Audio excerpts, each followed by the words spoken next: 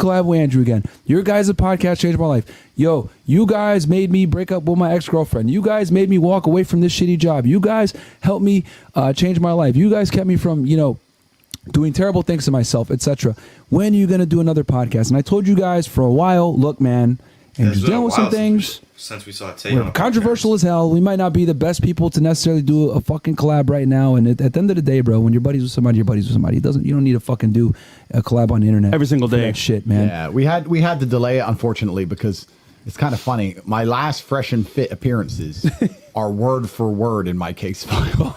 Crazy, bro. God. Word for word. So damn. There's pages and pages and pages of these case files of evidence, and there's no evidence. It's just translated YouTube videos. But my Fresh and Fit one. So somewhere deep in a Romanian dungeon beneath a courthouse, underneath my file number, on some particular page, somewhere, if you find it, you can see me call a girl.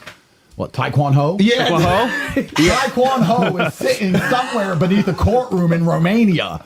It's amazing. You're in Miami, you tell a chick she knows Taekwon Ho, and 3 years later it's being dragged up in court in Romania. You're like, the world is nuts. So, guys, now you know why it took so long. But now we're here today. Yeah, so this will all be translated word for word. So, I guess I should behave, but we all know I'm better not say that. Last stream? Oh, man. Yeah. Yo, last I was shocked. I was like, what the hell? Bro. He's like, these hoes. I was like, wait, what? Andrew, we The thing is, we live in a world now which is post-comedy, right? You're not allowed to make a joke. You're not allowed to say anything. You're not allowed to make people laugh because someone will get offended and someone will cry about it. And they're like, you call women hoes. No, I don't. I call hoes hoes.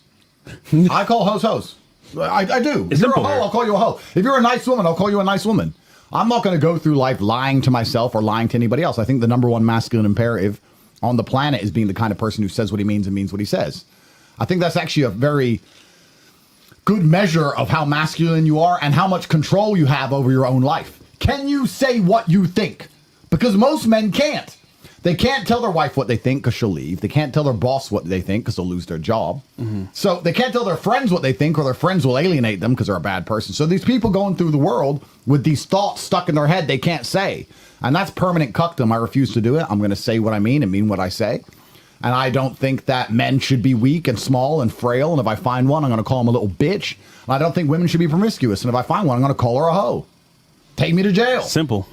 it's funny that they, they clip that part, but they don't talk about, all the women that you support, you take care of, the families that you've created, all the people that you support, and all the women that you actually protect. It's actually kind of crazy how they never talk about that. Oh, absolutely. And they also gender all my arguments. I talk about avoiding bad people as a man. As a man, you should avoid bad people, both male and female. You do not want a friend as a man who will snake you. Yeah. But as soon as I say don't get a girlfriend who's going to snake you, the world has a mental breakdown. It's not even a gendered argument. It's actually universal across both genders. But as we all know, when the Matrix wants to attack you, they can, if you've made content online for as long as I have or as long as we do. 10 plus years? That's right. They can find thousands of hours of footage, and they can find the 3 seconds they need out of context, and they can attack you with it, and that's just the nature of the beast. And then it's a litmus test for the populace. The people with a brain at home understand what's going on, and the stupid people are going to sit there and go, Loverboy method. Like dummies. Man. I mean, bro, I was on Fresh and Fit. All those girls loved me. I Loverboyed every single one of them. They all wanted me by the end of it. That is true, actually. Fresh should be in jail for with that Loverboy thing. No, anyhow, on a brighter note, guys, you know Andrewtate as what you see on camera, but there's more to him behind the scenes. Andrew, you're a father now, and you've gone through a lot. What's it like being a dad? How do you manage what you went through being a dad as well? Where's your kids? Maybe on the way. I got 2. Maybe. Who knows? Who knows? Maybe, you know what? I want a kid one day, for sure, but I want to hear your answer first. Okay. When you have a child, the only regret you're going to have is that you didn't start earlier. There's truly nothing more beautiful than having a child. And also, maybe I'm just old and jaded. I'm a bit older than you. But you get bored of life and get bored of everything, and you start to live through other people when you are successful enough. You look at Christmas morning, right? It's not about the dad. It's about the dad giving the kids what they want, and he smiles because they smile. And that's the masculine imperative, to live through other people. I truly believe that male happiness comes from making other people happy. There's a beautiful poem. I think it's in Arabic, and I don't know who wrote it. It might have been by a warlord. And he says something like, stress is mine, peace is yours, sadness is mine, happiness is yours, but you are mine. And he's writing to his woman saying that my life is not fun. My life is stress and pain and hardship and difficult. You have a great life. I give it to you, but I get you by extension. And that's why it's worth it to me. And I think it's the same with children. If you're a man and you have your stuff in order, and truthfully, there's going to become a day, Fresh. I know you're out there living big, but there's going to come a day where you're bored of the club and you're bored of the hoes and you're bored of all the fun ain't fun anymore. And you're going to say, well, what's going to make my life worth living? Well, how about I have a little version of me and try and make them a better version of me? Yeah. Not just replicate me, but make them a better version of me. And love is your link to the future. And I'm telling you, my only regret with having children is I didn't start earlier and I don't have 200 of them. There's literally no downside. They're not as expensive as people say they are. It's not difficult. I mean, a lot of it's down to the mother you have them with, right? Right. If the mother's out of control, then they become expensive. Holy. Then they become difficult. But if the mother respects you and she listens to you and lets you be a man, then it's easy. Bro, the poorest people in the world have kids. Your dog costs more than a kid will. Your Lambo costs a lot more than the kid ever will. That is true. So kids aren't even expensive. And often you see women going, oh, I need this or he needs that. I need that. No, you're bored. And you want to put him in designer clothes and dress him up in designer clothes because you want to go shopping for designer clothes for your little kid like a doll because you're bored and you want him to be a little model. Well, guess what? He's going to do push-ups. He has 2 T-shirts. He has 2 pairs of trousers. And if he's bored, push-ups are endless and free.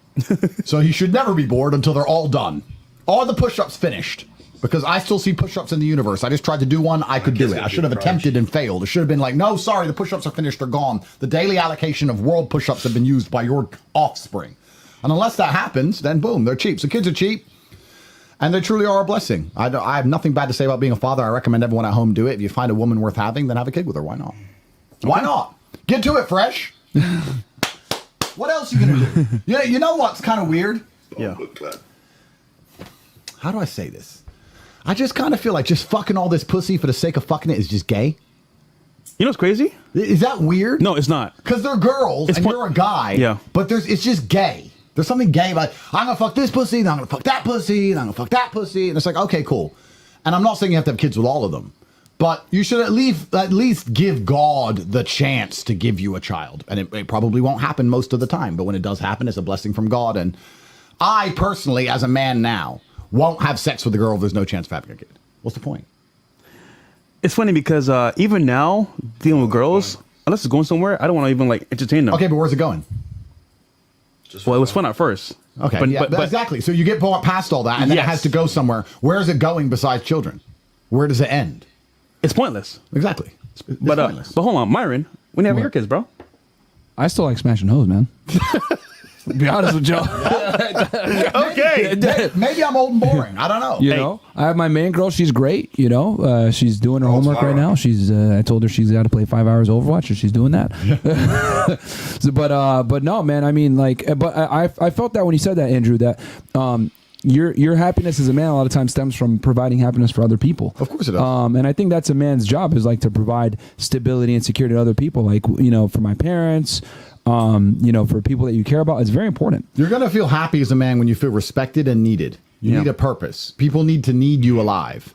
If you're the kind of man who everyone's life can function perfectly fine if you get struck by lightning, then you're not going to feel happy. You're going to feel happy when you realize that people need you. And for them to need you, you have to be useful and you have to be competent. And whether that's children or your girlfriend or your parents or anyone else who cares about you, I think living for other people is one of the most beautiful things a man can do because it gives you a purpose, a higher purpose. And most of the men out there who live normal lives do exactly that. Why do they work jobs? They work jobs for other people. They don't do it for themselves. Yeah. They don't even keep most of the money. It goes on the kid, the wife, the house, and they're taking care of others. And that's a masculine imperative God has instilled in us, and it's a beautiful thing. And I think if you're going to do that, you may as well do it for your own offspring. Who else are you doing it for? I agree. So, Andrew, take us through, because I know the people, you know, they've asked, you know, and this has come up or whatever, but take us through that day, man, because that was a dark day, not just for you, but for us too. You know, I remember vividly that I had plans for that. It was like right around New Year's. You know, I canceled all my shit. I was fucking angry. I appreciate that. No, bro. I mean, Yo, he was livid, bro. Yeah, yeah. He had plans. Cancel everything, bro. I mean, the Matrix came for me. I knew they were going to. I kept saying on every single podcast, the Matrix is going to come for me. And I said, if they, in fact, there was a podcast I did 2 weeks before it. I think they were called Strike It Big in London. And I said, if you see me on the news, if you see me on the news with some bullshit charges, I want you to know that it's fake. And I expected it to come. I was trying my best to Aikido it. I had no idea it would be human trafficking. I know they normally choose a sexual crime because the primary objective is to damage your image amongst the populace. So they have to choose a heinous crime. If they came at me for, I don't know, tax evasion. Who would care? Nobody. Nobody. So they have to come at you for the most heinous thing they can. The whole rape charge garbage, everyone's bored of it, so they decided to up the game with me and come with human trafficking. But I was in bed, and I heard my door getting banged on, 5 o'clock in the morning. I reached for the gun, and I'm not going to lie to you, I was pretty relieved when I saw the police. I thought it was the other team. I thought this might have been the final showdown. And I was like, oh, okay, who are these, the Serbians, the Albanians, the Turks, which ones got in? Yeah. And then once I saw the cops, I was like, oh, thank fuck it's you guys. And for the first hour, I was quite relieved that it was police and no one else. And then there was this 15-hour house search, and they went through all my stuff and stole all my things and stole all my cars and stole all my watches and stole all my cash. And stole Did you all know my at that gold. point that you were going to go in, or did because they had done this before, like a year prior, and obviously they gave you all your stuff back, and there was nothing there. I was done. Yeah, it was done. It was done before prior, and I was released in like 4 or 5 hours because they knew there was no case, and all of our stuff was given back. So I was kind of like, "What is this about?" And the police are not particularly helpful. They're like, "You're going to find out. Sit here. We're robbing you." And I was like, "Okay, well, you just sit there and get robbed, unless you want to escalate it and make it worse for yourself." Yeah. But there's like 25 dudes with shotguns in the house. I mean, how far can you get? I know I like to think I'm Jason Bourne, but I might get clipped on the way out and be able to run slow. And so what can you do, right? And and you go to jail, and they say, okay, the judge is going to decide if you stay in jail or not. And then you go to the judge, and the judge says, yeah, you're going to stay overnight. And you're like, okay. And the next judge decides if you stay longer than that. And they decide you stay. And then you go to the appeal, and they decide you stay. And I was in court once a week thinking I'm going to get out. And it's just extension, extension, extension, extension. It's pretty crazy. And you're in a situation where you have absolutely no control over any of it. You're thrown in a jail cell. And when I was told it was for human trafficking, I didn't even understand. Because of the time it happened a few days before New Year's. The paperwork hadn't been translated, and they couldn't get hold of a translator because of holidays and stuff. So I had this paperwork in Romanian, which I can't read. But for the first 2 weeks, I literally didn't know why I was in jail. They said human trafficking. I'm like, human trafficking who? Yeah. When? What are you talking about? Yeah. And they said, you have to wait for your papers. 2 weeks later, I get the papers and find out that I had been giving timings to some friends of mine of when is the best time to post on TikTok. And that is how they got me for human trafficking. Wow. And I can't say I was surprised. I mean, I knew the case was bullshit because I knew I hadn't human trafficked anyone.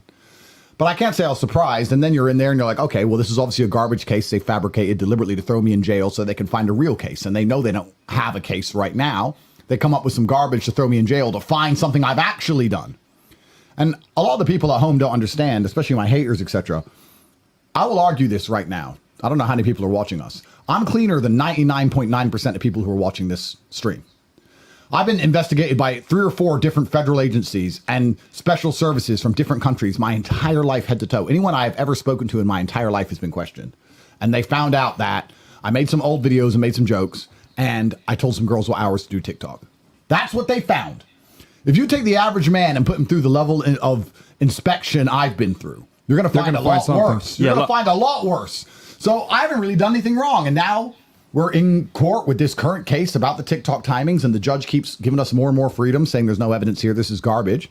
And it looks like it's on its way out. But I don't know. Maybe I'm a pessimist or maybe I'm a realist, but I believe that war is never ending. It's just cyclical and it changes. And when this war is over, another war will come, or another war will come before this one ends. And I don't think there'll ever be a day where I wake up and it's just peace and serenity. I think I'm going to wake up and there'll be some other battle going on. And currently we're winning. We might get a setback and sent back to jail. You just have to be man enough to deal with all of it. What else can you do?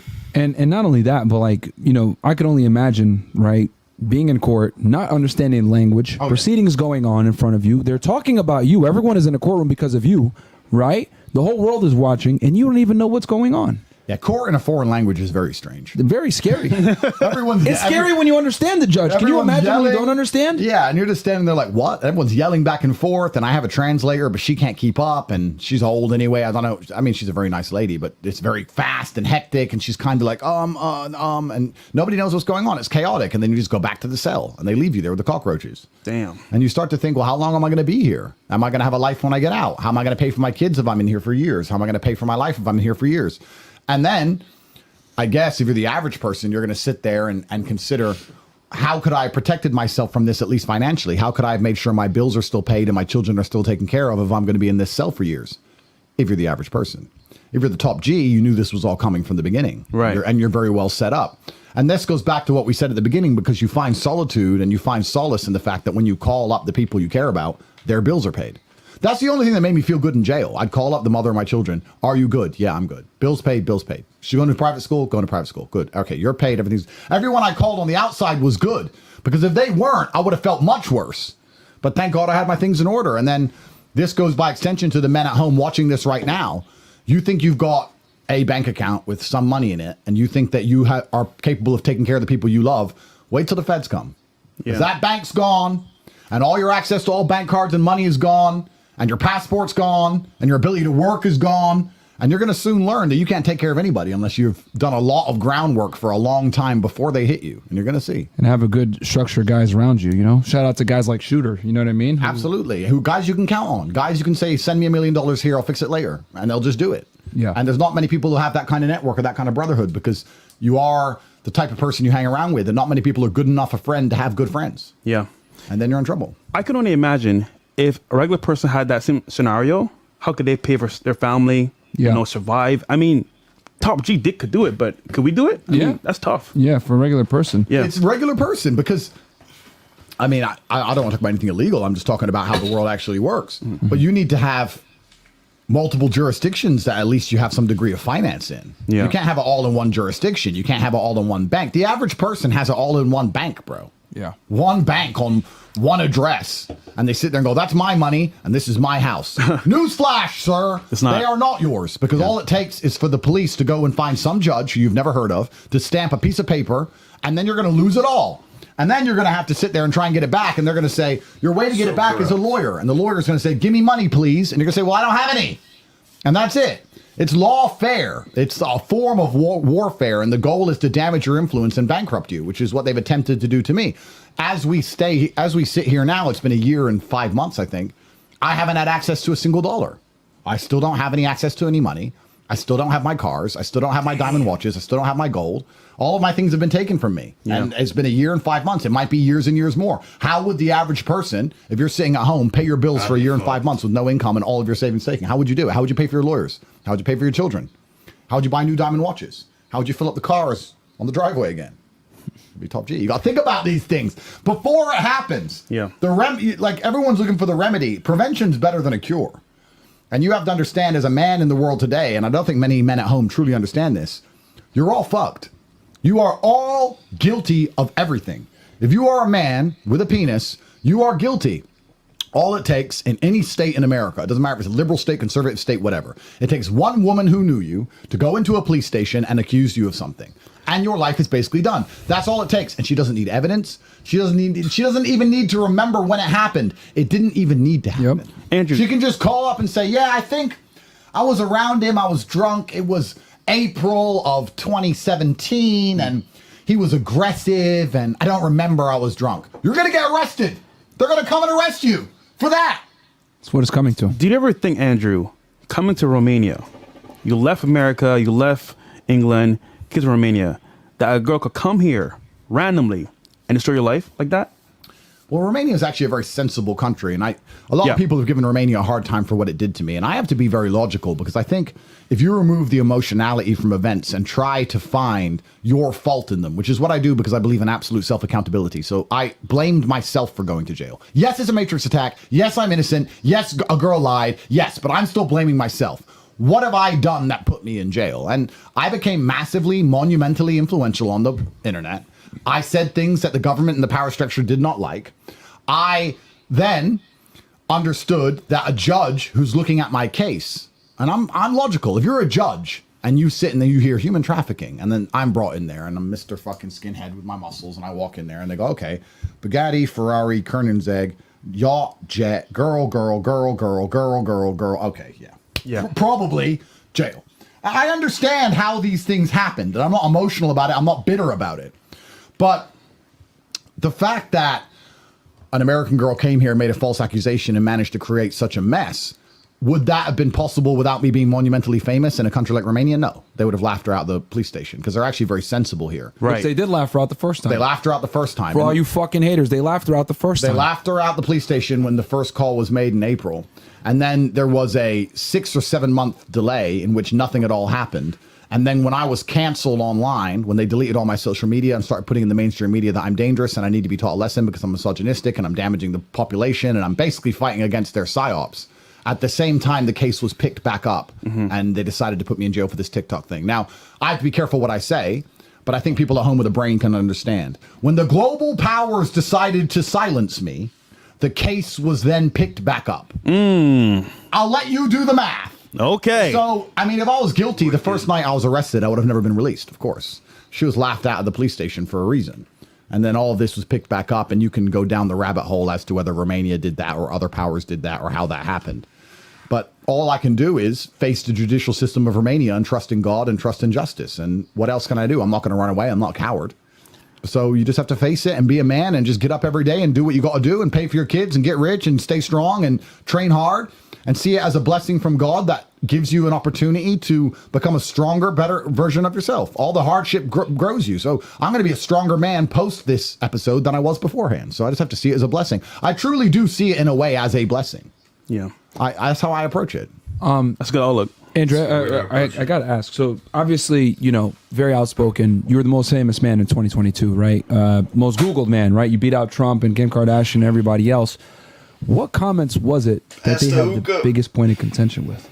Well, they clipped a few of my comments and used them as an excuse. They weaponized some virtue, saying that he's a misogynist or he's homophobic or he's whatever. Yeah. They use these buzzwords, and they found a few particular clips that they used to weaponize against me. And they don't actually care about women. They don't, when they say you're a misogynist, they don't say that because they're truly interested and invested in the well-being of females. Not at all. They just want to weaponize their pretend virtue at you. Yeah. So that's what they did. But truthfully, I think the reason they didn't like me is because I inspired bravery amongst the populace. Influence. It's influence. I made the young boys of the world sit and think. And men would stand up now and say, no, I deserve better. No, I'm going to train hard. No, I will not accept that. From a man, from a woman, from a job, from a government. I was inspiring bravery. And when you inspire bravery, effectively, you're raising an army. And they saw it as an insurgency.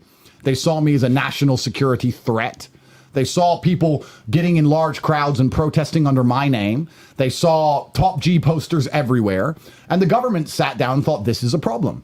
And we have to deal with this problem. This man is inspiring rebellion or inspiring a degree of discontentment with the Matrix organized and Matrix purported agendas, especially among the subgroup of the populace that they have the largest problem psyoping, which is the young military age males. They need men more than ever. If you psyop women or you get the women to do something and get upset, okay, that's bad for our country, of course, because women have important jobs. But when the men get upset, you have a real big problem because you need the men to build the roads and go die in a war. Yep. You need to build the skyscrapers. Everything, single thing around us is built by men. This house was built by men. The road that leads here was built by men. The street lights were installed by men. These cameras were built by men. The store where the cameras, you bought them from, there was a guy. It's electric wires that run the cameras was men. It was all men. So if you have men saying, no, we deserve better, we have rights. No, I want my wife to respect me. No, I'm not going to accept this garbage anymore. If you try and tell men not to be slaves, they start to panic. And the large power structures thought, well, let's do the standard operating playbook. Let's accuse him of a sexual crime. Let's damage his influence. Let's make people at home think he's a bad person. Yeah. And let's throw him in a jail cell. And hopefully he'll sit there and learn his lesson and shut up. And that's what they attempted to do. And it wasn't necessarily any particular thing I said. It was just the influence I had amongst the subsect of the demographic that they fear the most. And we've seen many other people be accused of what? The same thing. Russell Brand. Who's not accused of this? Yeah, now? who's not? Vince McMahon. We got so many other people of status and power that have what? Influence. And they say, you know what?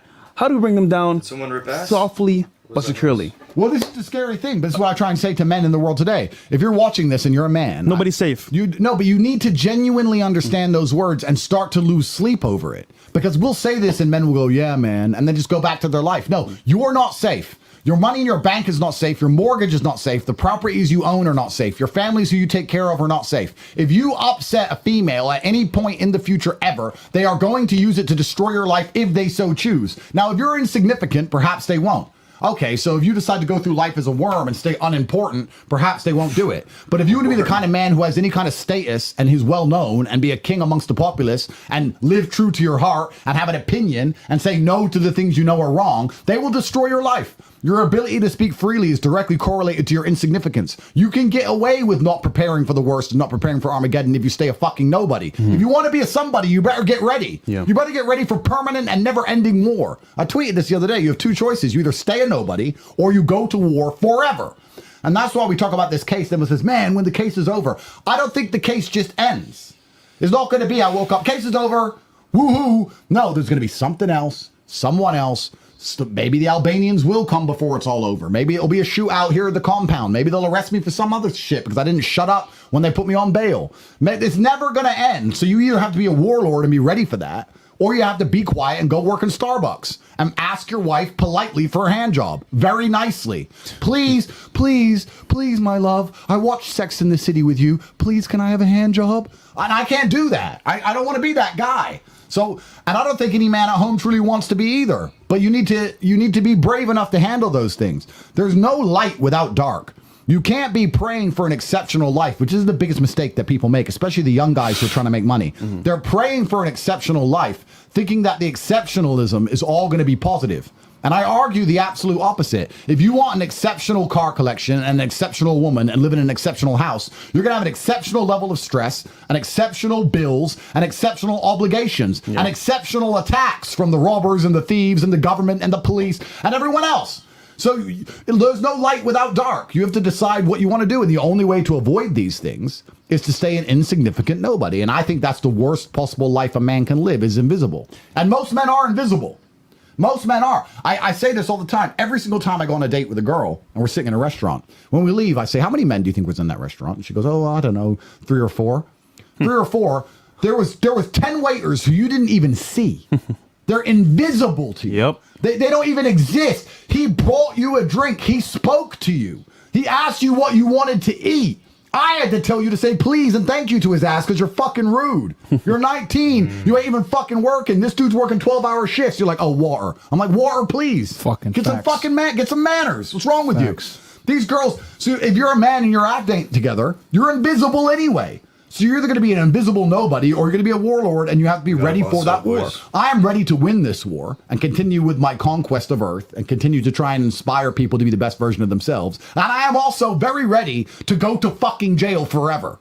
I'm ready because it's not up to me. It's up to God. And if God decides I need to go to jail, then so be it. If I catch a 10-year stretch, it's going to derail my life for sure. But when I'm 65... or 70, I talk about the time I caught a 10-year stretch in Romania on some bullshit and lived amongst the cockroaches and the killers in the mental asylum. At least I'm going to have a story from it. At least I'm going to be a better version of myself. I'm not afraid of these people. I refuse to live in fear because this is a choice I made.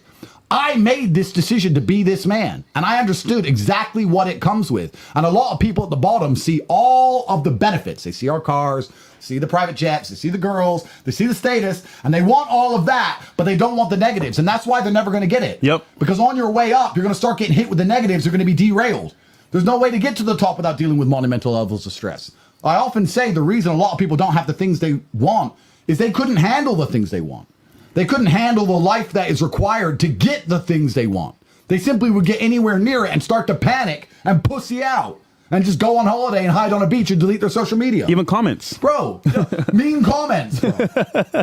I've got street problems. You think I give a fuck about mean comments from some anon? It's difficult for me to put into words how much I don't care. But there's people out there that do care. Yeah. And then they think, oh, I want to be like Top G, but you can't handle a comment on the internet. Bruv, these people are born to lose. So you have to decide, and you need to look in the mirror and really make a decision. Because I think perhaps if you want to build a life, choosing your life path and knowing which life path you want to go down is going to allow you to be the most effective in the construction of that life. If you say, I can't handle that stress, I want to be somewhere in the middle, then accept it, accept the good and bad that comes with that, accept the kind of life you want to build and go do it. But don't sit there and say, I want to be Top G, I want to live this great life, and you're not prepared for war. Because it's coming. And, I want to say this because everyone tends to always, say, oh, well, the guy, Me Too, the woman, believe all women, blah, blah, blah. Just so you guys understand, right? So Vince McMahon, for some of you guys that don't know, WWE owns it, etc. This woman came out and said that he trafficked her, right? Across state lines, blah, blah, blah, because she would go, in jets, by the way, all across the country in the WWE, travels everywhere. He gave her a settlement of $1 to $2 million, guys. He gave her $20,000 for surgery. A car. He gave her a brand new BMW. He gave her a job. He gave her expensive gifts, jewelry, etc. Okay? He gave her all these gifts, and he was sending her roses every other week, right? Then this woman, right?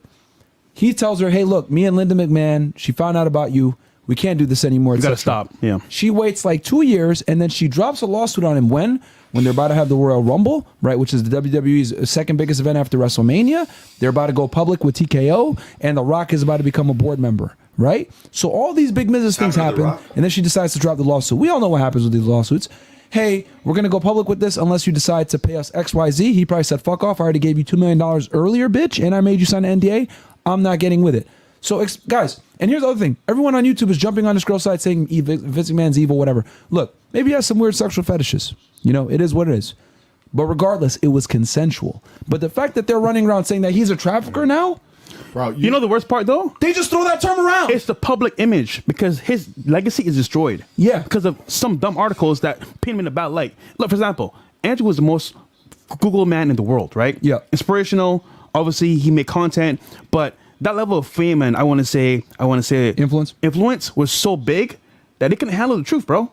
And it's crazy, bro. Yeah, and most people at home simply can't do what this t-shirt says. You can see it on topg.com. Resist the slave mind. Yeah. There are a huge subsect. Please understand as you walk through the mall or you walk amongst a busy beachfront that a huge subsect of the populace are slaves. And they cannot resist the slave mind. They will tell you and repeat anything they are told without critical thinking. They will not sit and analyze Not the look at the situation. evidence. They will not look at the evidence. They will simply repeat it. I argue right now that if they were to start putting on all the MSM that the sky is green, you would find a percentage of the population who would begin to sit and argue with you that the sky is green. Yeah. And I talk about the Matrix and how you need to resist the slave mind. The Matrix is the terminology I use because in the Matrix, they purport a false version of reality in which people believe inside of their minds so that their body heat can be harvested for the machine minds and they can be distracted long enough for their organic material to be used and discarded. And it's exactly the same for the people at home. They believe exactly what they're told in the news. They don't have any clue about how the world really works or the truth about what's being done to them. They're good slaves. They pay their taxes. They may be depressed and unhappy, but their taxes are paid. They sit in their sexless marriages until they eventually die. And if anyone who thinks the Matrix isn't real, you can see people in real time turn into agents. In the Matrix, when you try and speak against the Matrix or do something to damage the Matrix, a person who's plugged in becomes an agent instantly. Bro, during COVID, you saw agents. I would sit and have a perfectly normal, logical conversation with somebody and actually think, oh, that's quite a smart person, until I said COVID's bullshit. Yeah. What do you mean it's bullshit? What do you mean it's bullshit? My grandma was sick. I was like, bro, your grandma's sick. Your grandmas always get sick. My grandma was sick before COVID. Yeah. And she'll be sick after COVID. What are you talking about? No, she's 96. She died. What does that have to do with me saying that they shouldn't be locking me, a healthy military-age male, in my house? What are you talking about? Yeah. And they become an agent. They swap. And these are the people who are walking around saying, human trafficker, I am an agent for the Matrix, he's a human trafficker, lover boy method. What does that mean? I don't know. Andrew's a misogynist. What does misogynist mean? I don't know. Yes. Misogynist. Bro, they are fucking slaves, these people. They are slave-minded individuals. And that is what's truly scary because they managed to do this to the population. We're not even in the AI age yet. They haven't even put the chips in our brains yet. These people are supposed to be free-minded and free-thinking. And they sit there and just watch the news. And believe it. Or watch a YouTube video. And they don't sit there and go, Vince McMahon, a very famous billionaire, and he bought her a whole bunch of presents. Well, if a woman gets with a billionaire boyfriend, she probably expects presents, yeah. And they had a sexual kink, and they did it together for years. Yeah. And he paid her endless money, and she enjoyed it. And now that the money's dried up, she's upset. That doesn't cross their mind. They're just going to sit there and repeat human trafficker, slave. Andrew, it gets better. Bro. It gets better. The public is so stupid that she actually listed in her lawsuit all the gifts he gave her, and people still sit there and call him a trafficker. I think to summarize the slave mind is not asking the question why. If you ask why this is happening, and you do some summary, I want to say skills of deduction, you can see overall why it's happening. If you see why it's happening, you can say, okay, you know what, this makes sense. But if you don't ask the question why, which I listed before, everything the I Royal see. Rumble, TKO, going public, the stock market, hitting the stock market, the Rock Ask the being question a partner. why. And the thing that scares me is that she put all this in her lawsuit that Vince McMahon had given her millions of dollars. That he gave her $20,000 for surgery. That he gave her all this. And the people still sit there, have the gall to say he's a trafficker. Why do I say all this? I say all this to bring it back full circle. Guys, we live in a retarded world where most of you don't even know what human trafficking is. I fucking investigate. I know what human trafficking is, motherfuckers. I arrested real human traffickers, okay? And let me tell y'all, I've read his case extensively. I've read the Vince McMahon case extensively. It's not fucking human trafficking when it's consensual, motherfuckers. But that's what we're getting to, guys, where a girl can retroactively withdraw consent and say, well, you flew me out here, so now it's trafficking, even though it's consensual back then. We're getting into scary times. And the thing that scares me even more is the general public don't have critical thinking skills to go and look at the documents and be like, what the fuck, bitch? This ain't no trafficking. And that's the only way to keep men safe is if the public don't believe it. And then you said the word consent, which is an interesting word. Do you ever have consent if it can be retrospectively revoked? No. Do you ever have, they talk about, you need to get consent before sex. And we always joke about the fact you're supposed to get out a piece of paper before sex and ruin the mood and her sign. NDAs. Yeah. Even if you did that, Yep. if she decides to retrospectively remove that consent and take you to court, regardless of the fact she signed a piece of paper. She signed an saying that NDA she in wanna- Vince's case. That's right. So you never even have consent as a man anymore in the West. It doesn't matter. You're not allowed consent. Consent's not something you can ever have if they can retrospectively snatch it from you. So that means if you're watching a home, every woman you've ever had sex with, you have effectively raped if she so decides because you never had consent. Oh, let's have you. I mean, one. change your Jean mind E. like Carroll, that. who Yeah. accused Reward. Trump, she went on CNN and told Anderson Cooper, rape isn't physical. 100%. Trevor Bauer. Like, you literally sit there and you're telling me, if you look at the legal definition of rape, it's penetration that is forced. This girl's saying, oh no, it's not physical. It could be emotional. And then she used that to go against the president of the fucking United States, and she won the lawsuit, guys. For all you fucking idiots out there that say, oh, well, you're the human trafficker, blah, blah. Guys, you got women out here literally saying, oh yeah, rape isn't physical. Trevor Bauer, bro. That girl told her friend, I'm going to go sleep with him and finesse him. Yeah. And it says, oh, he raped me. There's a hold big on. bag. You told your friend you're going to go sleep with him. And they say He's worth 52 million or some shit. crazy, bro. His whole career's finished because of that shit. It's wild, man. But it just goes to show, right, how a girl feels in the moment. If she changes her mind 10 years later, could fuck you up in future. And here's the thing, for all the losers out there, right? Some of y'all might not like Andrew. Oh, I don't like his message. Oh, I don't like misogynist. Whatever the fuck you want to say. This could be your brother. This could be your father. This could be your uncle. This could be anybody getting accused of this shit. Could be you. Could be your son. you. Could be your son. Could be you. Yep. Like, guys, there's a serious war against men right now because they don't need to have proof. You got women literally running around and literally saying one of the elements of the crime of rape, it doesn't have to be physical. It's how I feel. Yeah, how they feel. Completely subjective garbage. And then you add in subjective crimes, which exist, like, I don't know. And the way, I don't know about America, but they certainly exist in the UK. Emotional manipulation. Oh, yeah. All these subjective crimes. He never touched me. He emotionally manipulated me. What does that mean? Oh, that means that if I tried to go drinking with a bunch of other men, he told me it was wrong and made me feel bad about it. And now I'm sad. And now I'm at the police station. And now there's a report. And now he's arrested. And now he's in the news. And now he needs a lawyer. And now he needs money to defend himself. And now I've wasted 3 years of his life. And he's lost his job because of this sexual assault case. But bro, none of you are safe. As a man, absolutely none of you are safe anymore. And it's kind of scary because people say, okay, I accept that, Andrew. What's the answer? I don't really know. Yeah. The only answer you can have is to be such a great, fantastic, and righteous person that the women you interact with are also great, righteous, fantastic women, and that you trust they will never betray you. But besides that, you're pretty much fucked. Yeah. And it's scary. Even with receipts, we showed as well the footage of your cameras showing the girls leaving, coming back, and even still, then they can't see the facts in their Traffic, faces. but they went It's shopping. crazy. Bro, Crazy. traffic, but they went shopping. Yeah, that's right. Bought pizza, came back, shopping, everything. It's just wild, man. It's scary, honestly. It is scary, and I don't know how most men at home are not worried about this and panicking about this. And then you can tie this into a bunch of other things, but one of the reasons why I'm so anti, even like, I guess if I think about it, if I analyze my own state of mind, I've always, when I was doing the podcast before this arrest, I was always saying haram, and I was always repulsed by these girls who were sexually promiscuous, etc. But now I find it truly repulsive because I see it as a danger sign. If a girl messages me on I don't have Instagram, but let's say a girl messages one of the fan accounts, or a girl sends me a love letter. I get lots by email. Yeah. She goes, look at my Insta. I miss you. You're the best man. Then I click on her Insta, and she's been to Saint-Tropez. She's been to Dubai. She's been to Miami. She's been to wherever. She's been to Aspen, Colorado, and Courchevel. She's flown all of these places. I just think All these men have flown you around, and now you want me to buy you shit and fly you around. And what if I stop buying you shit? I just look at them and think, oh, nah, that's a police case. Yeah. And every single woman I look at who's not humble and respectful now, I just see as a police case waiting to happen. So I refuse to talk to women anymore because I'm like, no, you're all trouble. It's worse than just haram now. You can destroy my life.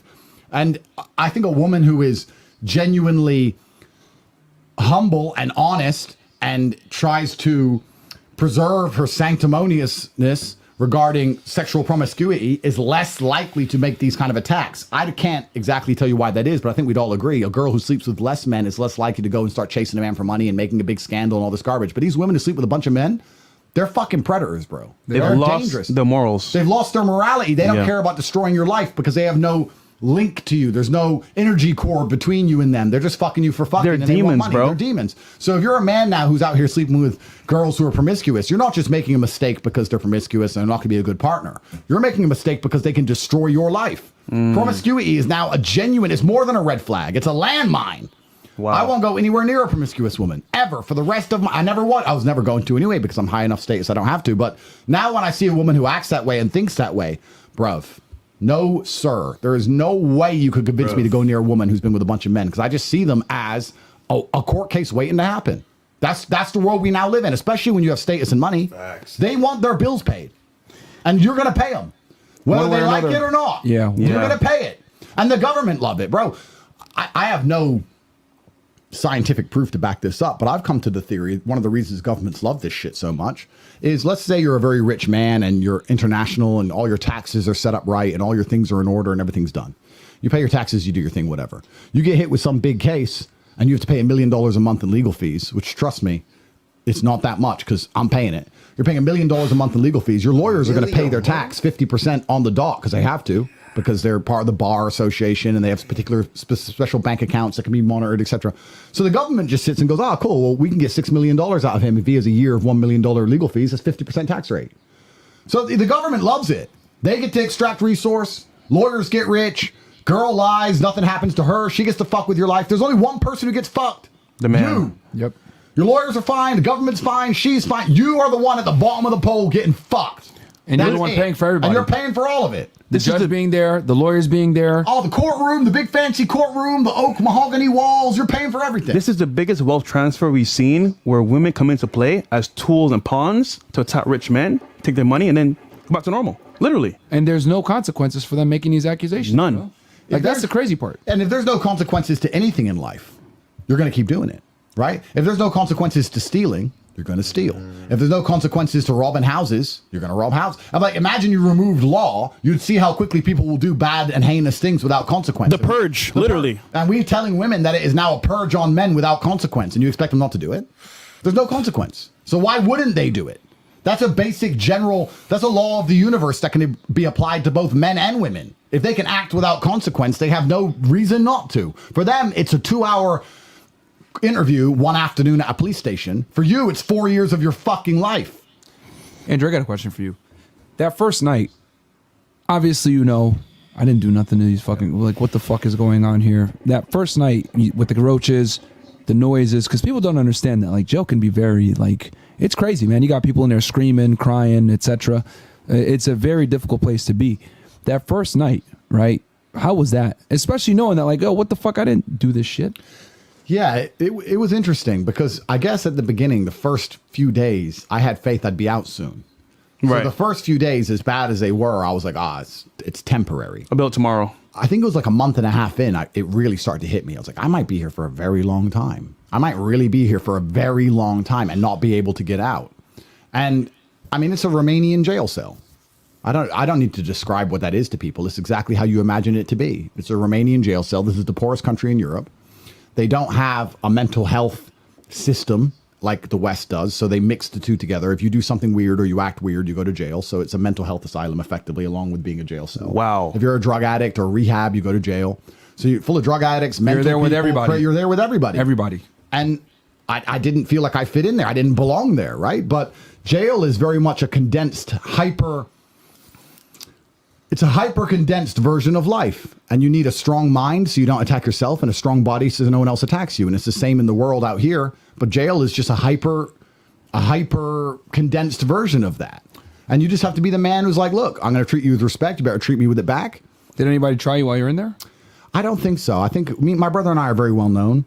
And we also have a vibe about us. Like, we're not violent people, but if you want a problem, there will be a problem. We're not going to ever back down. And I think that that's the same with most of the world. Everyone wants to fight the man who doesn't want to fight. But if you're the guy who will fight, people don't often want it. Speaking of stronger minds, though, I can say this. I think Myron can too as well. You're the same person that we met before jail, literally. I mean, I like to think I am, but you know what? There's ways I've definitely changed. Before jail, I was a lot more sociable. I was out a lot more. I don't like people. I don't like going out now. I used to like go to a restaurant and it would be busy. If I walk into a busy restaurant now, I want to go home. I don't like people. I don't like being around people. I don't like crowds anymore. I'm weird about stupid things because I have so many cockroaches and bed bugs in my bed all the time. I'm weird about making sure my bed is clean, like changing the sheets twice a day and weird shit. And you pick up like weird habits. So I wouldn't say I'm exactly the same, but I'd like to think that I'm a better version of myself. And perhaps I'm not, but I'm going to frame it that way. I'm going to frame it that jail made me better. And if I go back, it'll make me better again. But trial and tribulation is designed for you to grow from. I don't think men grow from anything other than trial and tribulation. And the best men have had terrible lives. And I have to see it as a blessing. I don't know how else to frame it. I don't think it'd be masculine for me to sit here and cry my eyes out about it. That's like, I didn't deserve it. Blah, blah, blah. No, I didn't deserve it, but God gave it to me. So thank you very much. And I'm going to come out a better version of myself. I've never done so many push-ups. I was doing 1,000 push-ups a day, bro.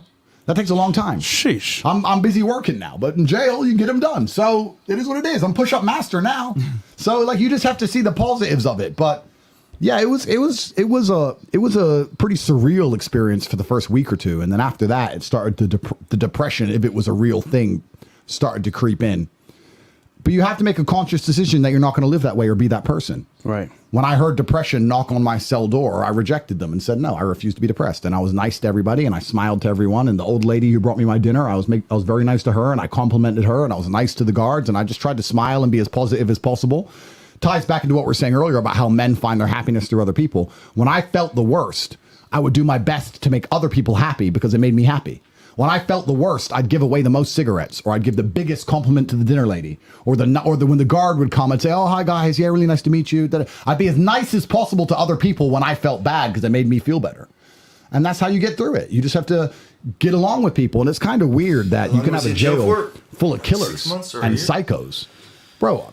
I accidentally bumped into people who'd killed 3 or 4 people, and he'd apologize to me, and I'd apologize to him. This guy's a killer. And we'd apologize to each other and move on.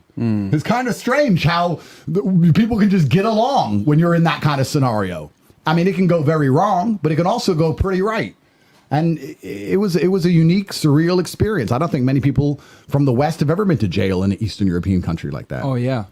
What would you say? What were the top things that you took away from jail? Like that made you learn things about yourself that you might have not known? I think I learned a lot about basic human behaviors, not only my own, but a lot of them. I think the thing that was most pertinent to me was how often we deliberately distract ourselves in the outside world. If you start to think a thought that you don't like, you pull out your phone, or you go on your computer, or you go to the gym. Or if you start to think of someone, you message them, or you call them. Or if you think of a problem, you message the person who can fix the problem. You have instant access to so many things. Only in jail was I stuck with a thought about somebody and I couldn't contact them, or stuck with a thought I didn't want to have and I couldn't distract myself very easily. Here in the outside world, if you're sitting at home watching this and you start thinking of your ex and you miss her a little bit, you turn on the Nintendo and then it's done. But in jail, it's not done. You're stuck with it. And that's why all these men, I mean, I think we had 3 or 4 suicides when I was in there, but a lot of the people would kill themselves because you're stuck in this loop in your mind. If you don't have the mental control to force yourself to do push-ups or force yourself to be happy and distract yourself with something asinine or force yourself to change your own thoughts, you're going to sit there in a cycle of depression and sadness. So I think the thing I learned the most is how distracted we are in the outside world and how often we deliberately distract ourselves. All of us do it.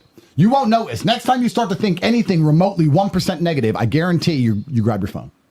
That's what you'll do. If you're on a jet, if you're on a plane and turbulence gets bad, you'll just, let me put a movie on. That's just what we do as humans. But in jail, you can't do that. You're like, well, that's shit. Yeah, that is shit. Cockroaches. Fuck. And you're stuck with it.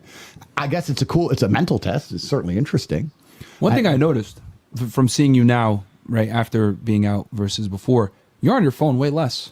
Yeah, I Way less. Yeah, I am on my phone. Oh my God, Andrew! When I first met you, bro. Yo, Myron, this thing goes on his phone from the airport all the way to the crib, bro. Literally. Yeah. But that's one thing I noticed right away. It's like you're on your phone way less. Would Yeah, you it's say, true. like jail pretty much like made that. Yeah, when I first came out of jail, I didn't like using it at all. And now I find myself slowly getting addicted to it again. And we have a lot of things to do, all of us men, and we have businesses to run, Yeah. and girls to talk to, and we have Work. things to do, and work, etc. And we use our phones. But I mean, it was kind of cool that conversations were interesting again. My brother and I, and also some of the other guys in there. There were guys in there who'd killed 3 or 4 people or had moved tons of cocaine or whatever it was. I had 6-7 hour long conversations that were riveting. Like I can't having a conversation now. It's interesting, okay, but you're half looking at your phone and you're half thinking about what you're gonna do afterwards, and you order some food halfway through. But in jail, you can talk to someone like it's amazing, and you hear stories from people, and you're like, whoa, like a 2-hour story, and talking is interesting again. People socialize. It's really weird how in the outside world, how broken we are. We can't even socialize with each other properly. If you go to jail long enough, you're going to learn about fraternity and brotherhood and conversations and all the stuff that people used to value, you value in jail. The laughing and the jokes and making fun of each other, all those great things that we all you can have do a there, really. version of out here in the free world, but they're heavily watered down. Whereas in jail, bro, if you hear a good joke, you're laughing for 3 hours. Yeah. Your brother. There's nothing else. There's nothing else, bro. And it could be the stupidest joke in the world. Someone will ask for a Pringle, and you'll throw them an empty Pringle tube, and everyone will laugh at them. And it's funny for like 45 minutes for some reason, because there's just nothing else going on. In the outside world, we're just dopamine. too easy to entertain. We all have a degree of ADHD, and we're all permanently distracted, and we're all chasing dopamine, and it's just a different reality. It's different. You had a Tristan tweet. Tate, your brother. Yeah. How important is brotherhood? Because obviously you're in a cell with your brother, telling stories Shout out probably Tristan, from the man. past experiences. How important was your Yeah. brother being there for you in jail? Yeah, I mean, I couldn't have wished for a better cellmate. It doesn't get better than that. We never argued. We never disagreed. My brother has a superpower. My superpower is I care about everything all the time, and I'm very nitpicky, and I want everything done right, and I get stressed and trying to find a way to escape, and I want everything done my way. And my brother's superpower is he doesn't care about anything. Yeah. Nah. Yeah, that's He's fearless, bro. People He's think fearless. we're the same, but we're not. His superpower is that he really did not care. And if I felt like tapping into his energy, I could. He If I laughs felt- about it now still. Yeah. If I felt myself too stressed, I mean, I'm sitting there reading the case file, and I'm reading Romanian law, and I'm translating it word by word with the dictionary, and I'm trying to get myself out. And he's just sitting there watching Judge Judy. Didn't care. We had a little TV in the corner, and the channels would randomly change. And if Judge Judy came on, he'd be like, "Yes, real justice," and he'd just sit there. He didn't care at all. So if I wanted to stop myself caring and calm down, then I would just tap into his energy. So I mean, he was a fantastic cellmate to have. The worst person you can have in jail is someone who's going to be like, "Oh, bro, this is unfair. This is bullshit. Yeah. Oh, my life's ruined." Like a moaner. It's like going to war. If you're in the trenches, the last thing you need the person next to you crying their eyes out because you're getting shot at. It's like you need happy people, and Tristan was fantastic at that. Yo, Myron, you think we would do good in jail? Just me and you? It would What suck. do you think, Andrew? Us in jail. What do you think? I think you'd be Tristan and he'd be me. Yeah. I think you'd be all like, nah, but you get upset about your bitches. You'd be like, oh, where's my chick at? You calling her? She's in the toilet. Like, you gotta get beyond all that shit. Bro. Yeah, You gotta stop caring about what the women are up to. Because a lot of that also, I'm telling you, a lot of the men in there were depressed because of chicks. I saw guys call their wife and they'd argue in Romanian. I don't know what they were saying. Or Russian. There's a lot of Russians in there. And they're yelling, and they'd hang up the phone, and I'd see the look in his eyes. He wanted to kill himself. Damn. What's his chick saying? Pay the rent. You can't take care of us anymore. I have a new man. You're going to be there for years. I don't know what she's saying. But, bro, you think heartbreak's bad? Try heartbreak in jail. Bro, you think heartbreak's bad out here where you can go get a new Better not bitch go and back, message girls bro. on Instagram and drive your car around, hang out with your boys? Try heartbreak in jail. That's tough. And if your woman's ever going to leave you, that's when she's going to leave you. When you hit the jail cell and you can't pay her bills anymore and she wants to go to the club with her friends, that's when the real relationship problems start. So I saw some real heartbreak, bro. I saw some real sadness in that place, and it's scary. It's crazy. I'm lucky. I wasn't in that position, but a lot of men were. Yeah. Damn.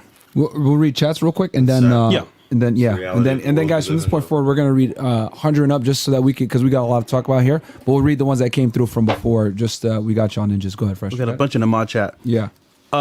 Diglett says, "Where's the vodka?" So Diglets. For these We're guys. gonna talk about that here as well. Hey, I don't know. Soto J says, "What brand is Andrewtate's black t-shirts? What brand is that?" Yeah, resist the slave mind. This is my T-shirt, W and I promo. like that.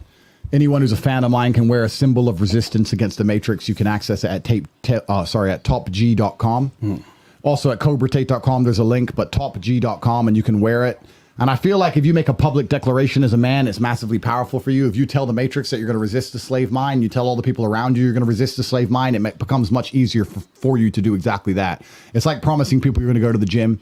That's the reason you tell them and make that promise is so that you have the motivation inside of yourself. So I wear this T-shirt just to remind myself and remind everybody around me that I will resist the slave mind to the day I die. Harry Boy says, WFNF, W Tates, Top G, can you tell my boy D Smith stop being a simp? D Smith, what's he doing? I don't know. Who is he? He just randomly said that. I don't know what D he's doing. Smith, stop being a simp. There you go. There you go. Lauren says, CEO Network represents. Greetings from Warsaw. Shout out to Fresh. Shout out to you, bro. Owl A says, let's go. Boys are back. Giving me 2021 vibes. FNF vibes. Shout out to donate? you. Direct Myron says, what go on, brothers? Big man things. Real bad man. Real. TSJ says, big fan of FNF and the Tate. I'm 24, never been in a fight in my adult life. Any chance that I can spar Myron so I can revive my first adversity as a man? Why do you want your ass kicked? Who wants to fight Myron?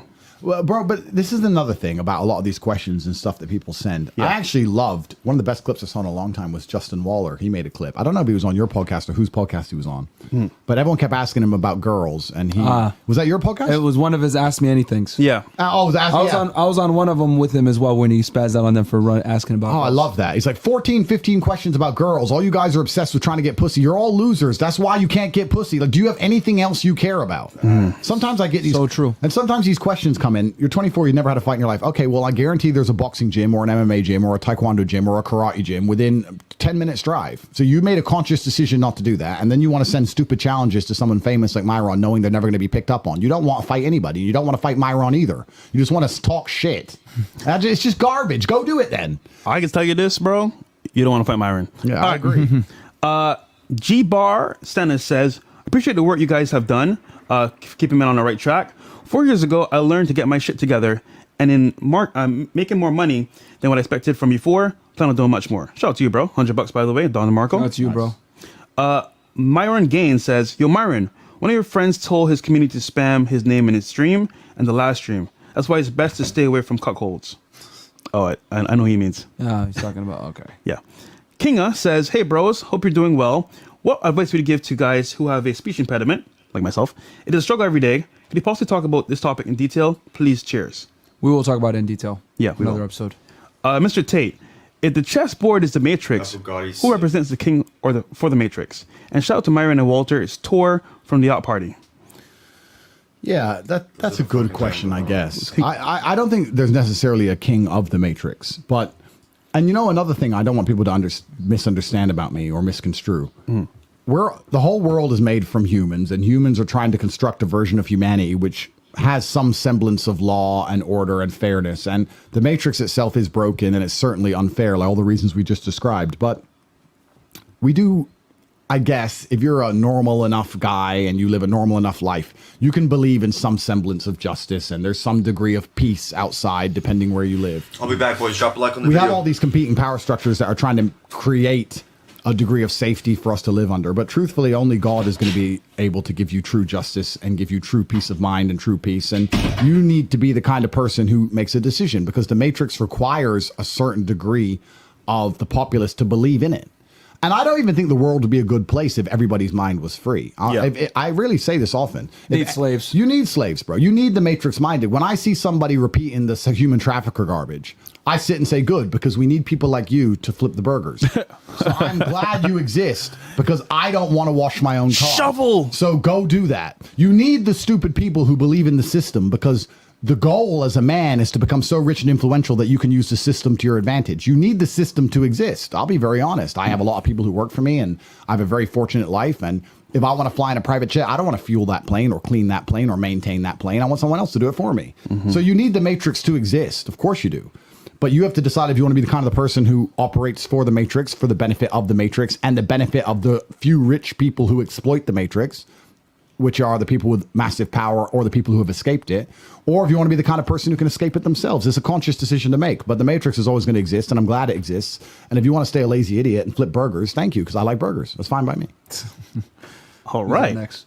Manjaw again says, say what you want about these guys. I'm more successful in life because of them. I'm in Dubai for a year. How can I go about joining the War Room? Would be an honor to connect with you guys as well, like-minded folks. Yeah, the War Room's available at cobratate.com, and the War Room is basically a fraternity of men who understand how the world works and are trying to be the best version of themselves. And I think that since the dawn of human time, it's always ever been about brotherhood. I think brotherhood gives you a sense of peace. It gives you a sense of purpose. It gives you a sense of strength. Just like we talked about earlier about the resilience against matrix attacks, that's going to come from brotherhood.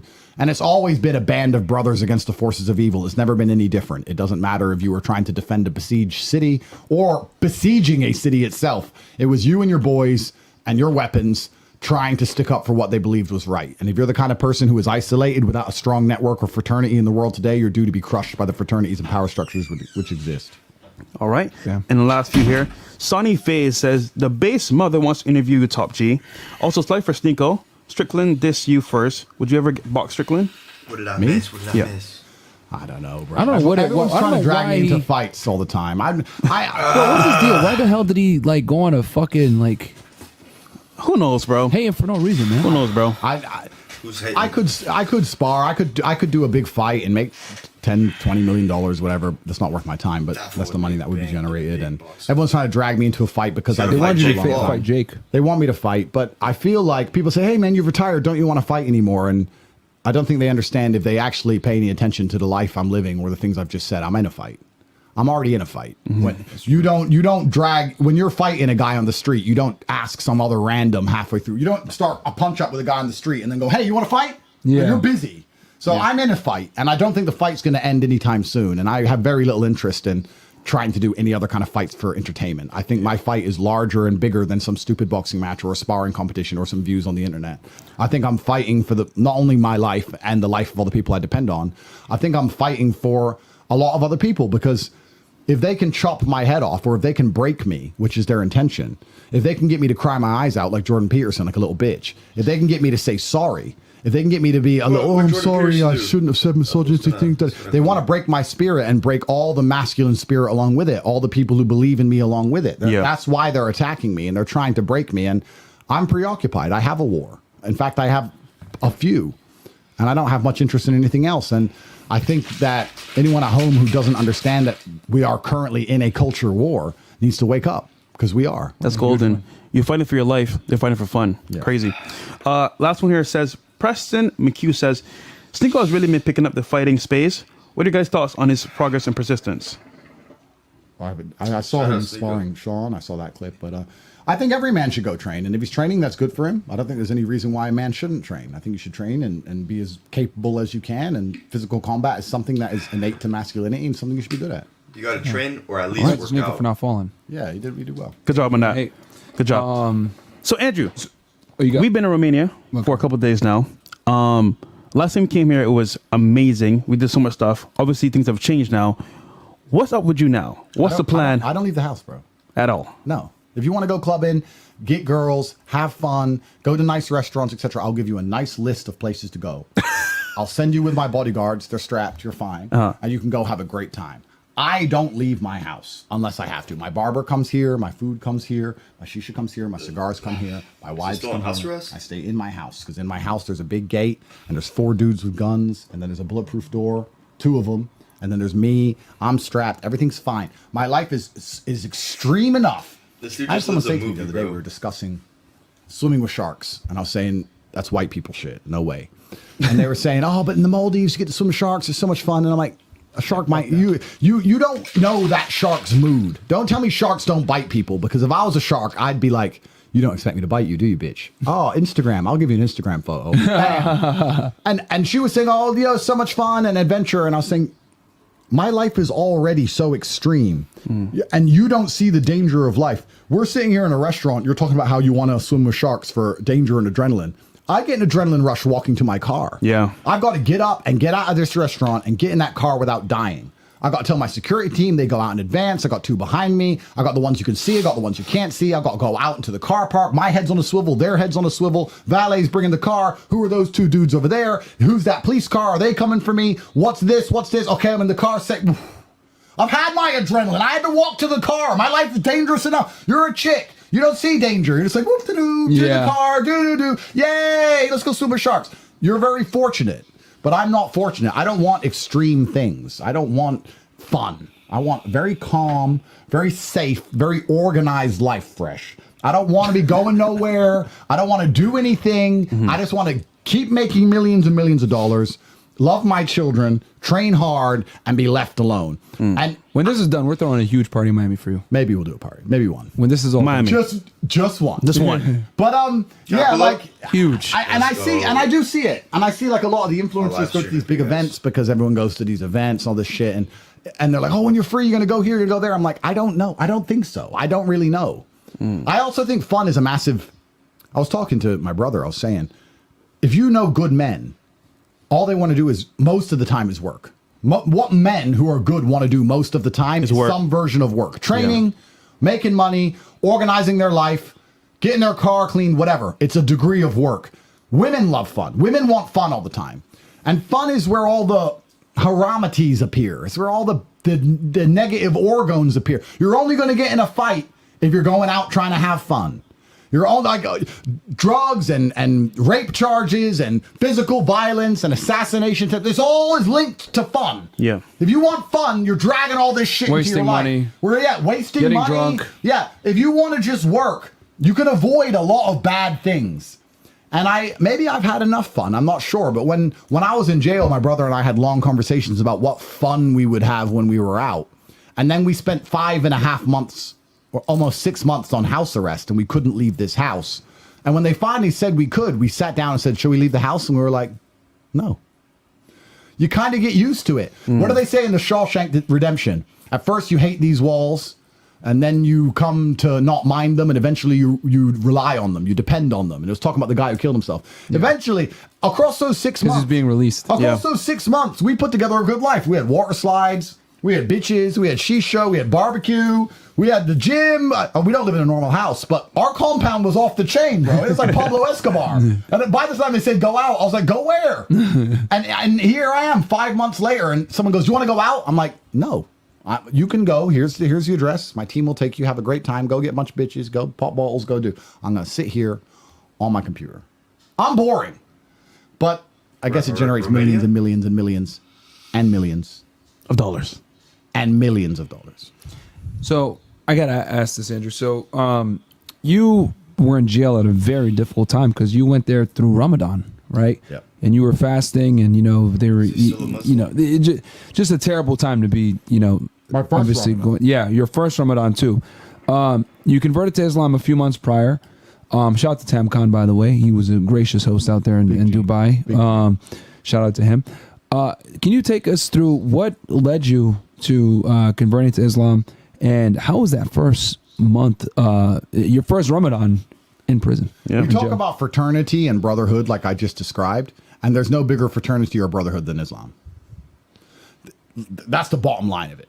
It doesn't matter what color you are. It doesn't matter where you're from. You're all brothers in Islam, and it truly is a beautiful feeling. And I think I came on your show and spoke of my respect for Islam before I reverted. I'd have respected it for a very long time. And I think if you're truly a religious person and you do believe in God, you're going to see the attractions of Islam. I've had conversations with very devout, very strict Christians. And when I talk to them, they debate Christianity versus Islam against me. And it's quite a friendly debate. But when I say, aren't you jealous of the fact that we stick up for what we believe in and you Christians allow yourself to be mocked endlessly? I see in their eyes, they're infuriated. Everyone is jealous of the fact that Islam means what it says and says what it means unapologetically, because that's a masculine trait. It's a warrior's religion. And if you're a warrior and you want to say what you mean and mean what you say, you're going to feel massive respect for Islam. And I respected it for a long time. And I guess if you respect something long enough, you end up believing in it. And the conversion comes afterwards. And my Ramadan was in jail. I don't know if this is completely true, and I don't want to talk like an Islamic scholar because I'm not, but if you're at war or if you're in a particularly difficult scenario, you don't have to fast, but I decided to fast anyway and to respect it. And I got my meals, and I was given my 3 meals a day, and I would pick out the bits of food that was edible, and I would cover it up with a little piece of plastic, and I would sit there all day long with the plastic over my paper plate and flick the roaches and flies and make sure nothing touched it until it came time to eat. I didn't eat before sunrise because I didn't have food before sunrise. I could only eat once a day when the sun went down. And it was quite a beautiful feeling. I read as much of the Quran as I could. I don't know if I finished the entire thing in that month, but I finished the entire thing in jail. And between reading the Quran and protecting my food, I felt very fulfilled during that month. It was probably one of the easiest months in jail, Ramadan. I felt fulfilled. I knew what I had to do. I had to pray. I had to read the Quran. I had to protect my food. I had to make sure there wasn't insects in it by the time it came to eat. I eventually got to eat it with my brother, and we sat there and we ate it. And it was quite a fulfilling time. I was very sad when it ended. I was genuinely sad when Ramadan ended, and I was still in that jail cell. Did Islam help you stay strong in jail? I would open the Quran on random pages. Every day I would just open it. And I'd find a quote which I found applicable to the situation I was in. So I would leave it up to chance, but I guess God was trying to give me particular messages. And every single time I opened that book, there was a passage or a message on the page I randomly selected that made me feel better every single time. And the best one, and my favorite one, it's my favorite in the whole Quran so far, is just because you say you believe does not mean Allah will not test you. You're a believer does not mean your life gets easy. Absolutely not. Just because you say you believe. I actually saw the fact that I went to jail quite quickly after as a test. Do I really believe? And that's why I decided to respect Ramadan. Am I going to just throw it all out the window because my life's gotten hard? Or am I going to stick to what I said I believe in and show that I believe truly? And God was watching and God was paying attention, as was I. And I feel very fortunate to have spent Ramadan in jail. Do you know the story of Job in the Bible? I do, but you can tell it for the context. Similar scenario. God took everything from him? He had everything you could think of. Family, cattle, house, land, carts, if they had carts back then. And God made a deal. Leave a like on the video, boys. He said, listen, if you can tempt my servant, he turns away from me, you can have him. But I guarantee you he won't turn from me. You take everything away. So Satan came down to earth, took away his family. They all died. Cattle, all gone. Land, house, gone. He had sores. He was stricken to the ground. Couldn't walk. Could barely talk. Was in terrible shape. But he never forsake God the whole time. And lo and behold, God said, see my servant? Never turned away from me. Blessed him 10 times over. So the struggle that we go through every day in life is tough. But if you stand firm in what you believe, like what Andrew did, you're rewarded 10 times over. Yeah, and I mean, we can talk about it religiously, but it's also, because it's fresh and fit, let's apply it to a relationship scenario. Yeah. A girl loves you, of course. She loves you when she's going to the restaurants and you're not in jail and you're taking care of her and her rent is paid and you're buying her handbags and you're entertaining her and you're spending time with her and everything's fun and great. Of course she loves you. But does she really love you? When it ends. You find out if she really loves you, just like you find out if Job really believed when the hard times come. And then you're going to see who really loves you and who doesn't. That's when you're going to learn a lot about people. And you can apply that to nearly all scenarios on earth. And I see that all the time. I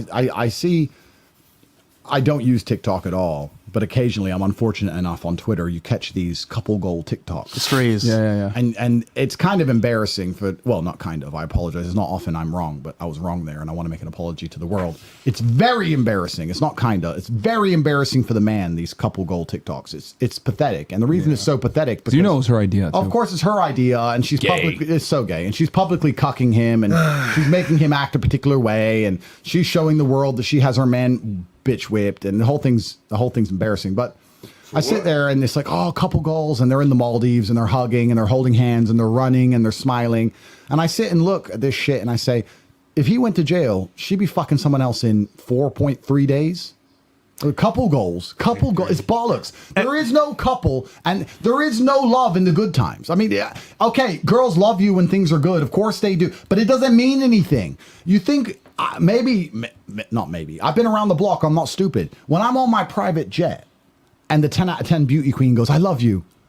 Duh. We're on a private jet on our way to the Swiss Alps. Yep. Of course you love me. Why? She doesn't even realize that she's saying it because of that. She's saying it because she feels it. But I'm man enough to understand that is bullshit. Okay, you love me now, but we're going to see. And that's the way it is with faith and relationships and friendships and everything else in the world. You learn a lot about the truth that you're at the bottom. And if you're ever at the bottom, or if you're watching this and you're at the bottom right now, just pay attention. Can I add to what you're saying? This is very important. So I think for guys, when it's going good and she tells you that she loves you and she's there for you, it's great. But I guarantee you, or I say, you know what, guys out there, test your girl. You know what? Say no. Tell her to do something important for you and see what she does after that. Because my thing is, if she can follow your lead when you say no to her, she's there for you. But if you say no to her, she's like, oh no, I don't know, I'm sick, my belly hurts, whatever. Does she really love you? That's what I think. Always add right now to whatever she tells you. Yeah, right now. That will help you. There you go. Always add right now, guys, and that will really. That's a gem. I love you right now. Yeah. I miss you right now. And we've seen it. Girls say I love you, and then they say 10 years later, oh, he raped me. Yeah. It's crazy, right? Well, I would argue that the woman who's accused Vince McMahon told him she loves him. 100%. Bro, Guaranteed. See? Got her brand new fucking BMW, $20,000 on surgery. Come on, man. Vince McMahon's a smart The businessman. to a money degree. stops. This is why you don't pay in the first place. Yeah. You never pay. Yeah. There you go. That's why you don't pay, man. That's why you can't do that shit. Holy. Speaking of, paying and Ever since, sponsorships, boys. etc., guys, go check out today, 1775 Coffee, man. This episode is brought to you by 1775 Coffee. 1775 Coffee. Link is below. We call it Rumble Coffee because it's shout out to Rumble. And yeah, man, because we're all caffeinated here, drinking a bunch of coffee. And yeah, shout out to 1775 Coffee. Yeah, I think I watched a really interesting video the other day, and I'm going to do an emergency meeting on this soon about. Creatine water. We might be in it. Yeah, well, yeah, hopefully you'll be in it. Yeah, Yeah. It's talking about the Matrix and how you try and destroy Subscribe, the I'll Matrix. bring And you there's a guys guy an called, I emergency think his name's Ian Carroll on Twitter. He's a really great guy. He makes very interesting videos explaining about how all of the money you spend goes back to the Matrix. When you walk into a superstore and you spend money, 96% of those products are owned by the same companies.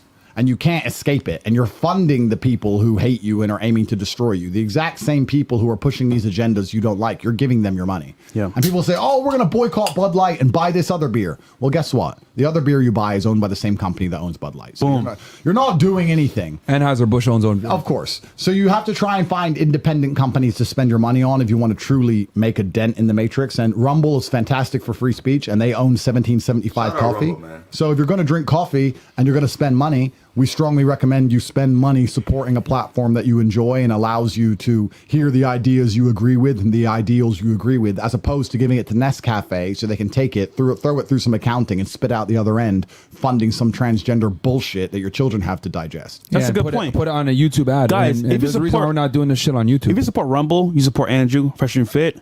Support shit's coffee gonna as well get because it helps us as creators demonetized and Rumble on as well. YouTube, for And sure. look, and listen, you get some caffeine. we can say the most For no volatile fucking shit here reason, really. and still have it up as a Just stream. vulgar YouTube language. won't take it. So it's like, bro, support Rumble. Caffeine and nicotine are super drugs. And you need them. In fact, I'll talk about that, but I need a piss bad. Yeah. I'm drinking so much lemon water. Let me down this. take And a coffee. piss, And and go ahead. coffee. And then Yeah. we're going to come back and talk about And we caffeine. could read That's some of how the you chats get while you do that, brother. Got you. And shout out to FNF Mod for having the chats ready because there's a lot of chats. Thank you guys so much for having that ready, man. Like I said, you guys been waiting for this for a minute. So, you know. And we're getting the real Andrew here. The real Andrew. y'all are getting, man. Like No I said, filter. Real for all Andrew. you fucking, Andrew wasn't going to do it if you guys do it for everybody else. You guys heard it yourselves, man. They literally used shit that he said from our pod in his case, guys. But Myron, you're not friends with Andrew anymore. Myron, you're following Andrew's footsteps. Myron, you just, bro, relax, bro. Obviously, we talk behind the scenes. Oh, you know what they say all the time? They say, oh, did Myron text Andrew today? Yeah, trying to be funny. Y'all niggas, yo. You See, know, it's crazy to me, like, because people attack me all the time for my loyalty and everything else like that. Yeah. Guys, it's a lost masculine art to, like, be loyal to your friends, even when it's not popular to do so. And I was actually going to ask Andrew about this. We'll talk about it when he comes back. Yeah. But It's so your sour. your friendship is really tested when there's no benefit for them to, like, be friends with you anymore, or it might hurt them to be friends with you or whatever. Like, I told you guys this before. If Facts, people were dude. with us from the Listen up. beginning, they're going to be with us Till the very end. Till then, man. So, Yeah.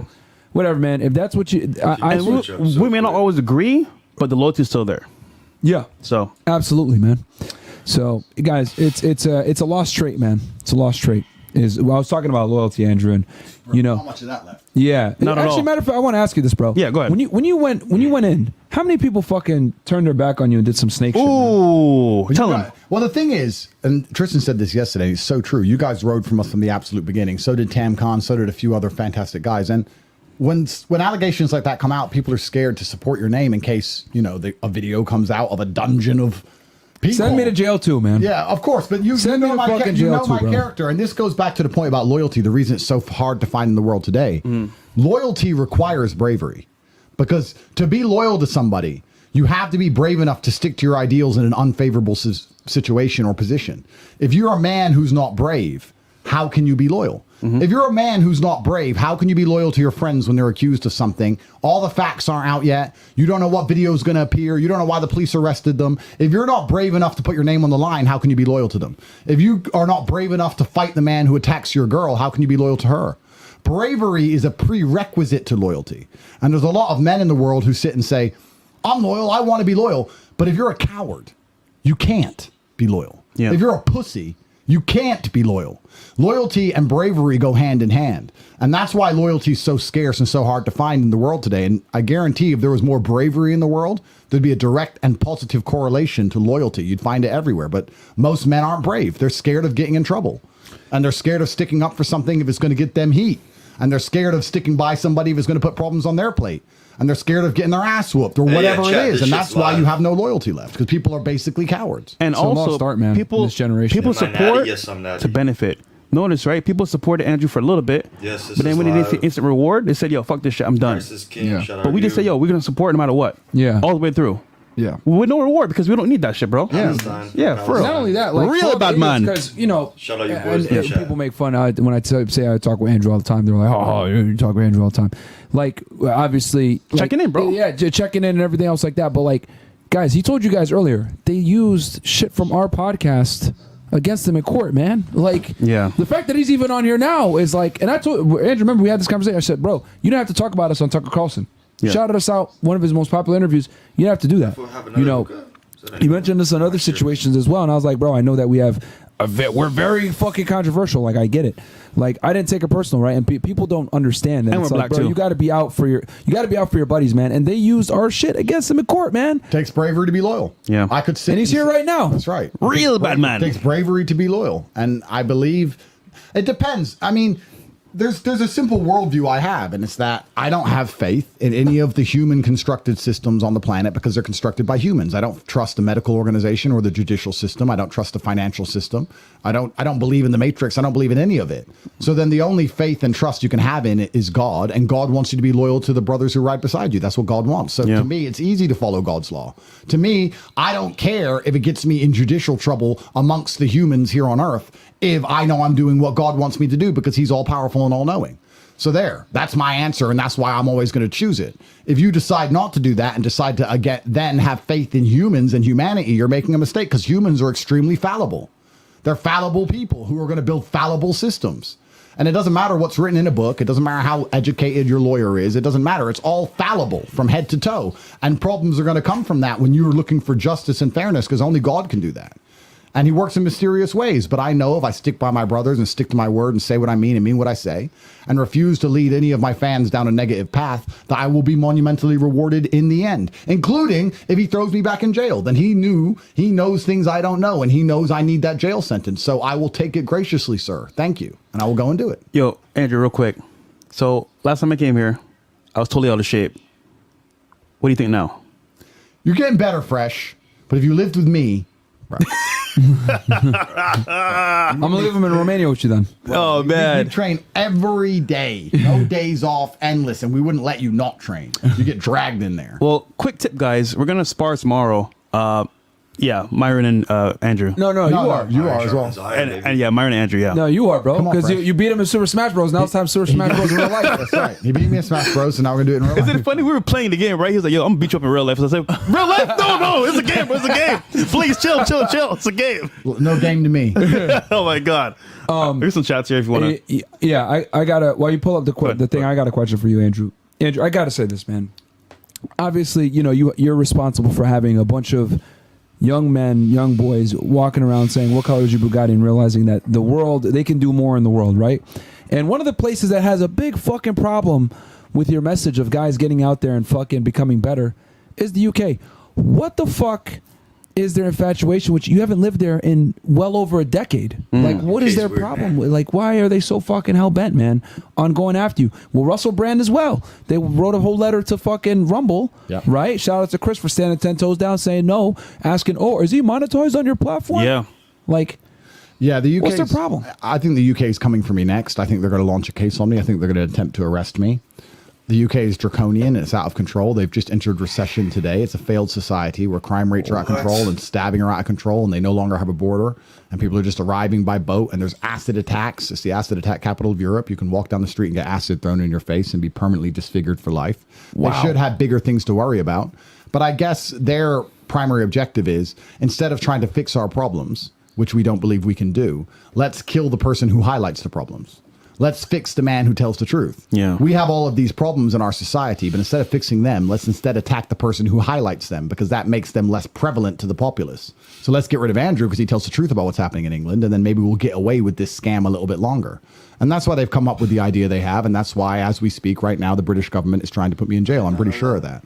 And what can I do? Once again, I can shut up and believe in the justice of the judicial system of the United Kingdom, or I can believe in God and tell the truth and say the things I know are true and trust him to look after me. And I'm going to have to do that as opposed to trusting fallible humans because I don't believe in them. And they tried already to do something, and they failed. Coming at a case, they took all your shit. Well, this is back, 2013? Yeah, a long time ago, yeah. A long time ago, they took all your stuff and they failed. So it's like, what the fuck, man? I don't know. It's just wild. And you haven't lived there, so it's just amazing to me how they're going after someone that doesn't even live there anymore just because you're critical of their government. That's right. And they seem to have endless money for bombing children and endless money for war and endless money to try and put the people who highlight these things in jail. But they don't have money to feed anyone or fix the crime epidemic or lower anyone's taxes or fix the energy crisis or make sure the old people don't freeze to death. No, they only have money to try and put the people who highlight these things in jail. And it goes to show, like I said earlier, your ability to speak freely is directly correlated to your insignificance. People sit and say, oh, it feels like a free country. I say what I want because no one listens to you. There was a guy. As soon as people start listening to you, you're going to learn very quickly you cannot say what you want. There was a guy, we heard about him recently in the UK, that said a woman was fat. Said the lady was fat. I think, was it on camera? Anyhow, he got arrested for that. Isn't that crazy? Yeah, he said she was a fat lesbian. There we go. She was just fat. That's crazy, bro. Yeah. In the UK, He got arrested. you can't call Yeah, a and lady that's fat? actually such an interesting one because surely you'd be able to. I don't know. I'd love to see that court case because I don't know. I don't know how he defended himself, but I would have walked in there with her BMI. I would have walked in there and said, I stated an objective truth. Yeah. Just like you can call me tall and brown and sexy and funny and charismatic and interesting and rich and handsome with a long Johnson. You can do all those things. That's fine. I called her fat because this is her BMI. She is here scientifically, clinically obese. I wouldn't say sorry. I wouldn't say I shouldn't have said it. I'll say I just pointed out the obvious. The sky's blue. She's fat. And I would have gone to fucking jail. But I don't know how he defended himself. That's how I would have defended myself. Your Honor, she is obese. She is fat, Your Honor. The defense rests its case. Give her a cake and see how long it lasts. I would say, Your Honor, could you tell me what she is then? Because I'm confused. Call that skinny?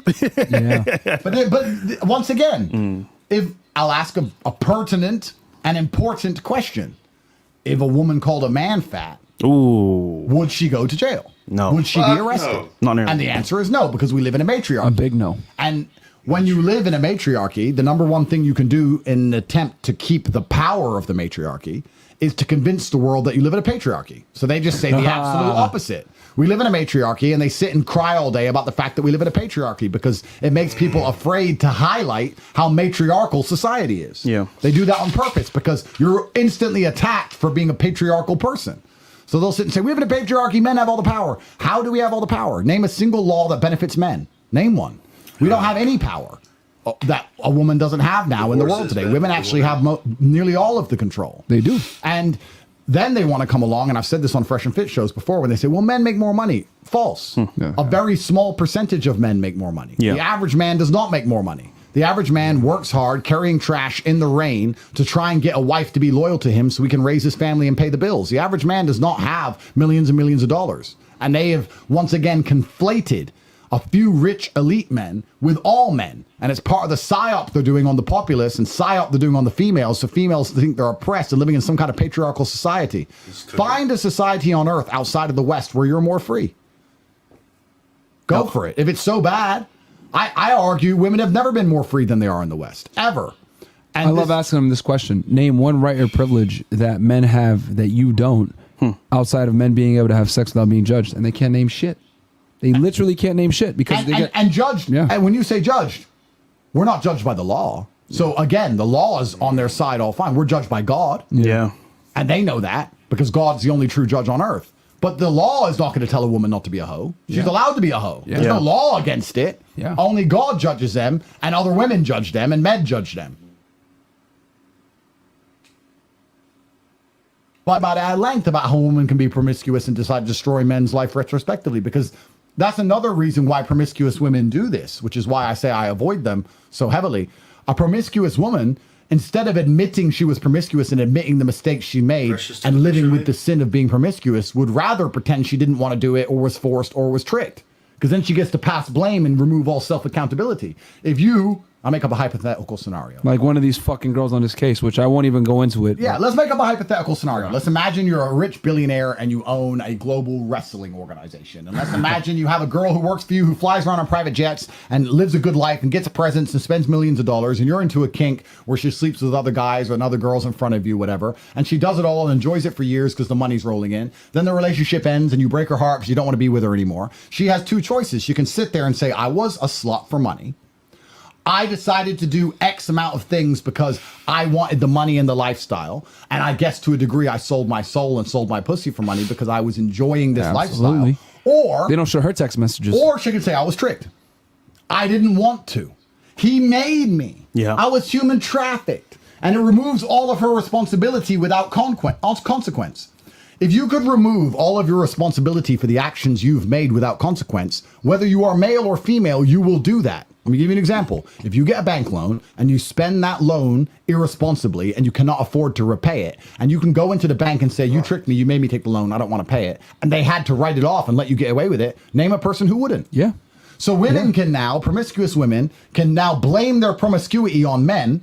They can take all of their own decisions and outsource them towards some degree of manipulation, either manipulation through being mean to you, manipulation through being nice to you, whatever. It doesn't matter if the guy's mean or nice, you're manipulative. Seriously.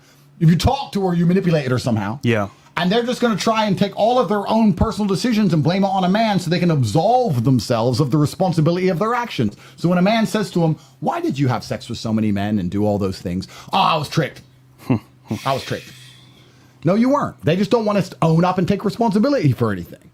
That's all this is, and they can do it without consequence, and the only people who suffer are the men who dealt with them, which is why I won't go anywhere near a promiscuous woman ever, ever, ever, ever. Because when she gets a new boyfriend, which will happen, and her new boyfriend finds out she was my ex, he's going to feel insecure. They're going to watch Taken. Yeah.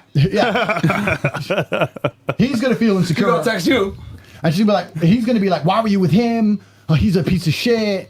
He's a human trafficker. Why were you with him? And instead of sitting there saying, I was with him because he's more successful than you and he's a better man than you and I'd still be with him if he didn't dump me. She can't do that because she'll lose her current man paying her rent. So instead she'll say, oh, well, I didn't, he tricked me. He forced me. I was with him and he was buying me things and I felt trapped.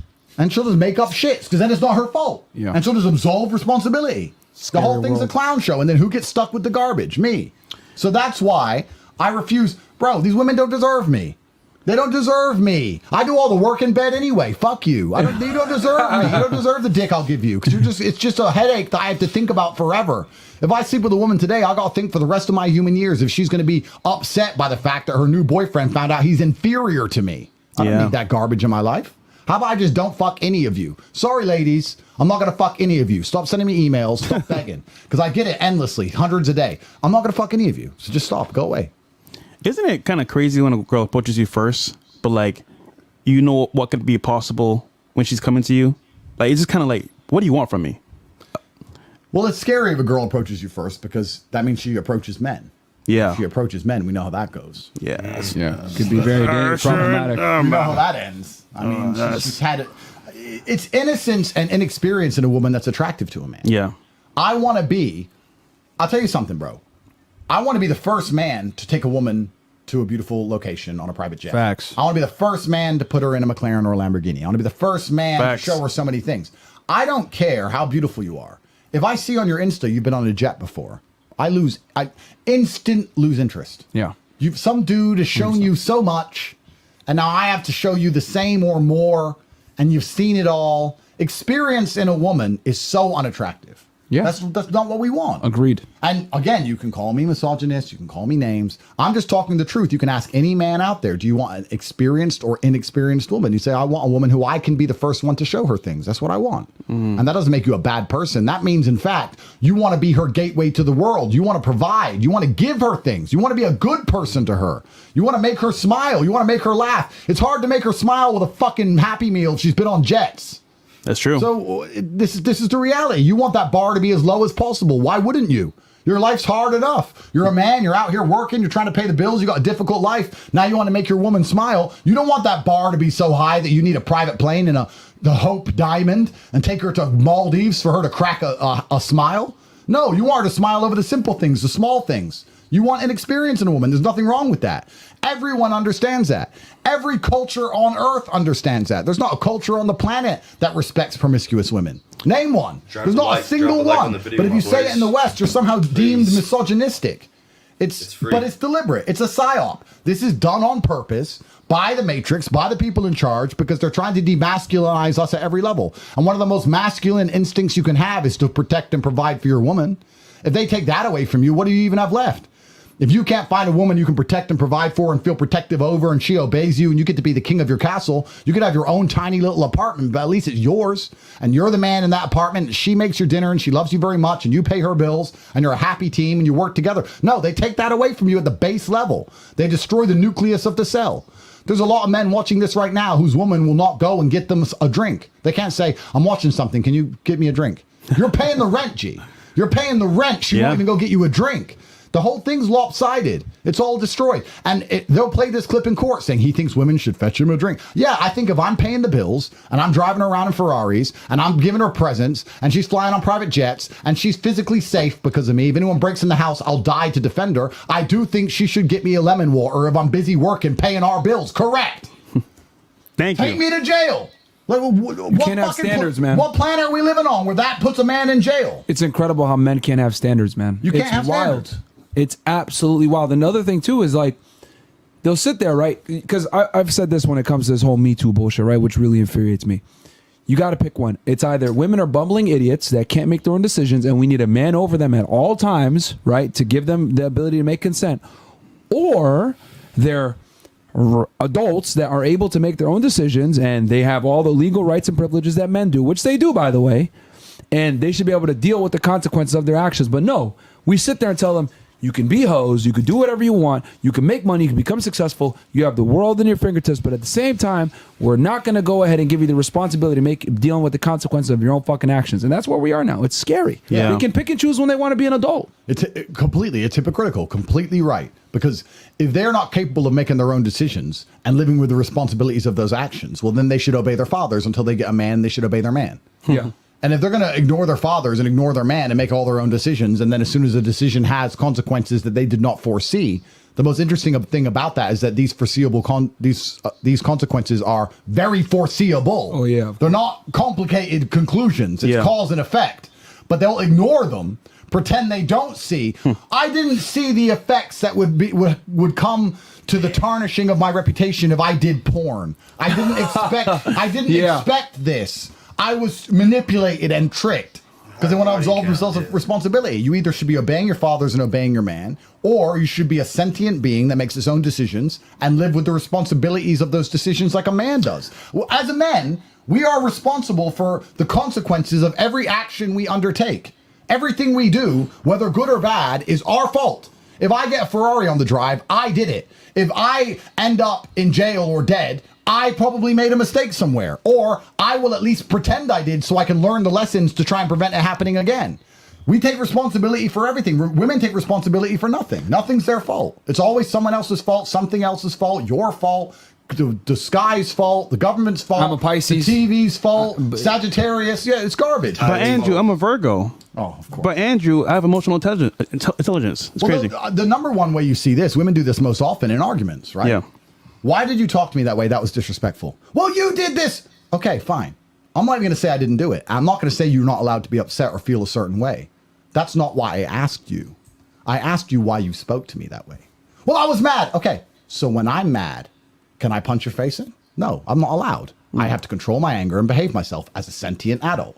If I go to court and say, I murdered him, yes. Yeah. But I was mad, do I get to walk free? No. How I feel has nothing to do with the fact that I have committed the crime. So you're not allowed to do that. You have to be an adult and say, I'm upset, and speak in a respectful tone, because that makes me receptive. Then we might get somewhere. Yeah. If you start screaming like a banshee, then no one's going to get anywhere anyway. Oh, no, but you. It's not but me. It's but you. Look in the mirror. They can't. They can't sit and say, I spoke in a way I shouldn't speak. Because women don't get punched in the face. That's right. As a man, you'll sit there, and we learn from a very young age. If you talk to people in a certain tone, you're going to get hit. Yeah. Women don't learn that. And we There's would never always hit that women, by the way. violence. Yeah, we would never of hit course. women, by the way. Well, ever. men are in a room. Men are naturally respectful because they understand there's the potential of violence where one of us can die. It's the ways I've been spoken to worst in my life is by women. Because a woman will scream that men don't scream at me that way. Because they know what will happen. Yeah. A man can't scream at me, but women will. Because they don't see that that's unacceptable. Us as men, we know you don't go up to a man and start screaming in his face unless you want to get shot or punched. That is so true. That's how it works, right? But these women, and you'll say to them, listen, yeah, okay, maybe I did X wrong. Yeah, okay, maybe I hurt your feelings. But the way you've approached this situation is childish. The way you've spoken to me is unacceptable. And before we address the issue at hand, you're not going to speak to me that way anymore. Their answer will be, but you. They will not admit they did something wrong. Ever.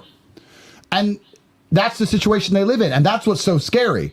That's the scariest thing about the thing we were saying earlier. When you have someone who cannot take responsibility for their own words that come out their own mouth a few seconds before the conversation takes place, do you think they can take responsibility for something that shamed their reputation years ago? No. Do you think they can take responsibility for all the promiscuity they engaged in when it no longer benefits them? No. They were tricked. It was your fault. Because nothing's ever their fault in their world. Because their beauty allows them to get away with it. So nothing is ever a woman's fault. You don't see women go, yeah, I fucked up. Yeah. Ever. And if you do, she typically had a strong brother or father that taught her that, hey, what the fuck is wrong with you? Father. I'll tell you, I'll give you an example. Guys at home, try this. Say to a chick, have you ever crashed a car? Oh, yeah, but it wasn't my fault. First words out of her mouth every time. Oh, this guy came out of nowhere. This tree grew out of nowhere. Every time. Oh, no, I was driving totally. I didn't do nothing, and he just hit me. Every time. You say to a guy, if you crash, yeah, I made a mistake, or this or this. Every single time it wasn't their fault. Every woman who's ever had a car crash wasn't her fault. How is that even possible? That every single time a woman's ever had an incident in a car ever, it was never, ever her fault. I've never seen a woman go, yeah, I crashed, I can't drive. Ever. I crashed, I don't pay enough attention. No. Oh, but this guy just hit me out of nowhere. Maybe you were in the wrong lane. Maybe you were in the wrong place. Maybe you weren't paying attention. Maybe he was a drunk driver, and if I was in your situation, I would have braked. You still have some responsibility. No, you don't understand. I was driving, and this oak tree appeared in the middle of the road by magic, and I just hit the tree, and it was wet, and it wasn't my fault because it rained. Bro, you can't win. What do you want to say? You can't win. And it's interesting because like a YouTuber put a poll out and said, hey, to the men, hey, is it your fault as to why you're not where you want to be from a dating situation, or you're not getting the women that you want? And 80% of the guys responded, it's on me. I've been fucking up, whether not enough leads. I got to get my sexual market value up, get my money up, whatever. Could you imagine if you asked women that? They'd be like, no, it's the men. They're all trash. Of course. I mean, we ask girls on the show all the They always time blame the men. for the breakups. Whose fault was it, or what did they do wrong? They will say it's the guy. Every mainly, time. it's the guy's fault. I got to ask you, Andrew. So you did an interview with Pierce Morgan, right? Which I messaged you after I told you, fantastic job. I agree on a lot of your views on that one. And he was hell bent on asking you, do you condemn Hamas? Which he asked everybody that fucking shit. I don't know. It's like his new thing now. What was going through your mind during that interview? What's your stance on that whole conflict in general? Yeah, it's kind of interesting that people try and draw these black and whites, and they try and decide who the good guys and the bad guys are. And because I have to be careful what I say due to my current legal predicament, I'm going to answer this way. If you think in any conflict on the planet that there are simply good guys and bad guys, you'll often see that the world is usually a little bit more gray. And we can talk about how the conflict started and who I believe is more right than wrong, because I do have a team who I believe have God on their side and who are morally right. That is correct. That's absolutely correct. But we can also all agree here that a genocide has taken place and children are dying. And I think the saddest thing about this particular conflict is that we're seeing the videos for the first time. And I feel like the Western population has been sanitized to violence because of the way it's purported and spoken about in the Western media. So they'll say terrorists ran in with machetes and they killed people and they chopped their hands off. So in retaliation, we took out targeted strikes. Now, machetes chopping people's hands off sounds graphic and terrible, and targeted strikes doesn't sound terrible, but bombs kill. And a building collapsing on the head of children is not a pleasant sight. There's no nice way to die. You'll get dismembered by a bomb just like you'll get dismembered by a machete. You'll lose an arm to a bomb just like you'll lose an arm to a machete. And the Western world is very sanitized to violence. Oh, we took out tactical bombing strikes on this thing. They don't And show violence They on don't know what CNN that means. or Fox, nothing. Tactical bombing strikes means little children buried under rocks. It means decapitated kids. It means women bleeding to death. It means men losing their children and their wives. We're very desanitized to it. And when the Western world or the people who are on the favorable side of the media commit violence, it's reported in a certain way. And when the other team does it, it's reported in a completely different way with completely different language. And I think that the true barbarism is being committed against the people of Palestine. And it doesn't matter how we try and wrap it up, or the fact that we drop a bomb from a plane as opposed to a man does something on the ground, or however we report it.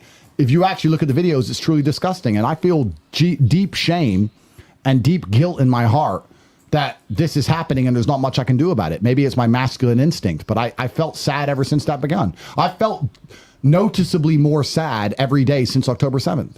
I feel it. It's sad. And what makes me most sad is that something like the Super Bowl will come on. Yeah.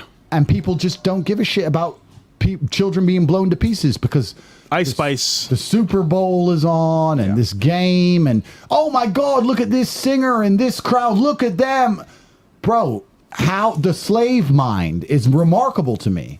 How you can give a shit about something like the Super Bowl while at the exact same time thousands of children are being blown to smithereens. Maybe it's because I have kids myself. I don't know. Yeah. But I just think it's such a sad world we live in that people's consciousness has been lowered to such a point where they're more obsessed with putting a ball over a line than they are with preserving the sanctity of human life, regardless of their color or their religion or their creed or their country. I think it's disgusting.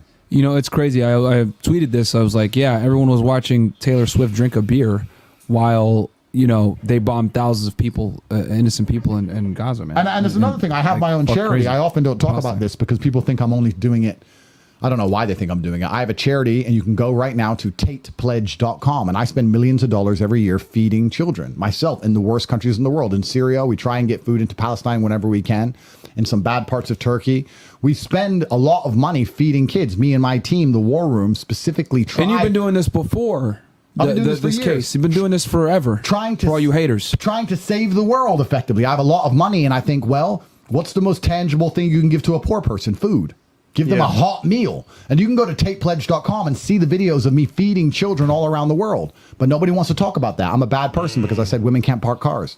And they're going to attack me. And the people who attack me for it, all of my terrible views, have never fed anyone. They never donate any money to charity. They never help anybody. And the same people who watch the Super Bowl, or the same people who say I'm a human trafficker, they don't feed any starving children. It's just me sitting here saying, these kids need to eat. I'll spend my money doing it. Why are you obsessed with the Super Bowl? There's bigger issues in the world. But these people are slave-minded.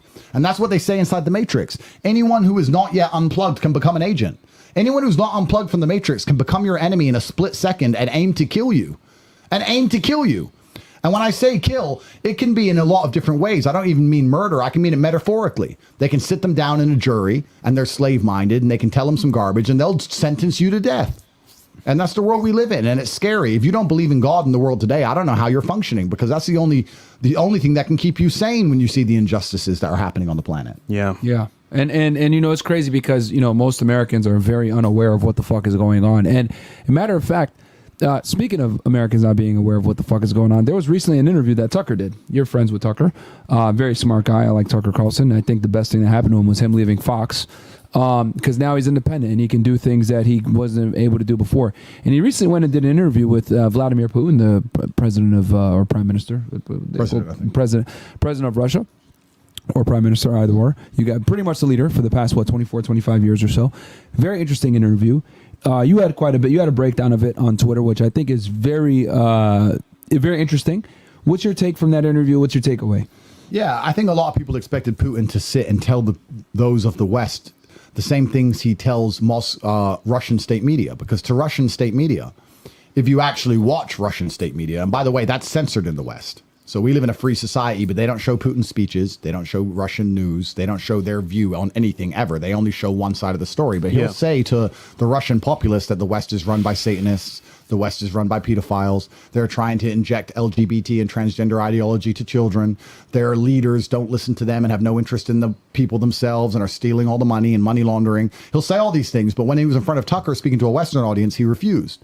Instead, he gave And he can speak English, by the way. And he can speak English. He gave a long history lesson that he knew nobody would really be that interested in, and he tippy-toed around questions. And I think he did that on purpose because those of us in the West who are conservative and understand how the world's going on, we, to a degree, look at Putin for his competence and his nationalism. And we wish we had a leader who was competent and nationalistic. And for that reason, we see him as a good leader. Not necessarily we agree with everything he says, but if you're competent and you believe in your people and your country, you're a good leader. And we expected him to say the things that are pertinently obvious to all of us. And he refused to do that because I don't think he wants to wake the American population up. I think he's very happy with the direction we're heading down. He made it clear that America and Russia are going to be enemies because America is not going to be sensible or reasonable or fair to him. Napoleon Bonaparte said, never interrupt your enemy while he's making a mistake. Why would he want to galvanize the American populace against foreign interests? Why would he want to galvanize the American public in nationalism? Why would he want to increase the number of people who join the military? Why would he want to increase the awareness of the American public with regards to how detrimental the ruling elite are going to be to their standard of living across the coming decades? How does any of that benefit Russia? It doesn't. So he sat there and said, no, ask your leaders, don't care. Because he's very happy with the direction America is taking because he knows it's going to implode. He said Biden would do better than Trump. I mean, if that doesn't prove that he doesn't give a shit and he just wants us to continue to fail because we are his enemy, then, guys, that's proof right there. And also, he sees the West is too far gone. He's like, what am I going to do? Yeah. I can't save you guys. The West is going to implode. Yeah. He knows it. He has new friends, new trading partners, new currencies, new trade deals. And he's like, well, let's let it implode then. Why am I going to tell them the truth and wake them up? Yep. I'll just let them sit there and slumber and march towards their death. Let's just let them sleepwalk off a cliff. And that's what's happening right now in real time. Men can't be men.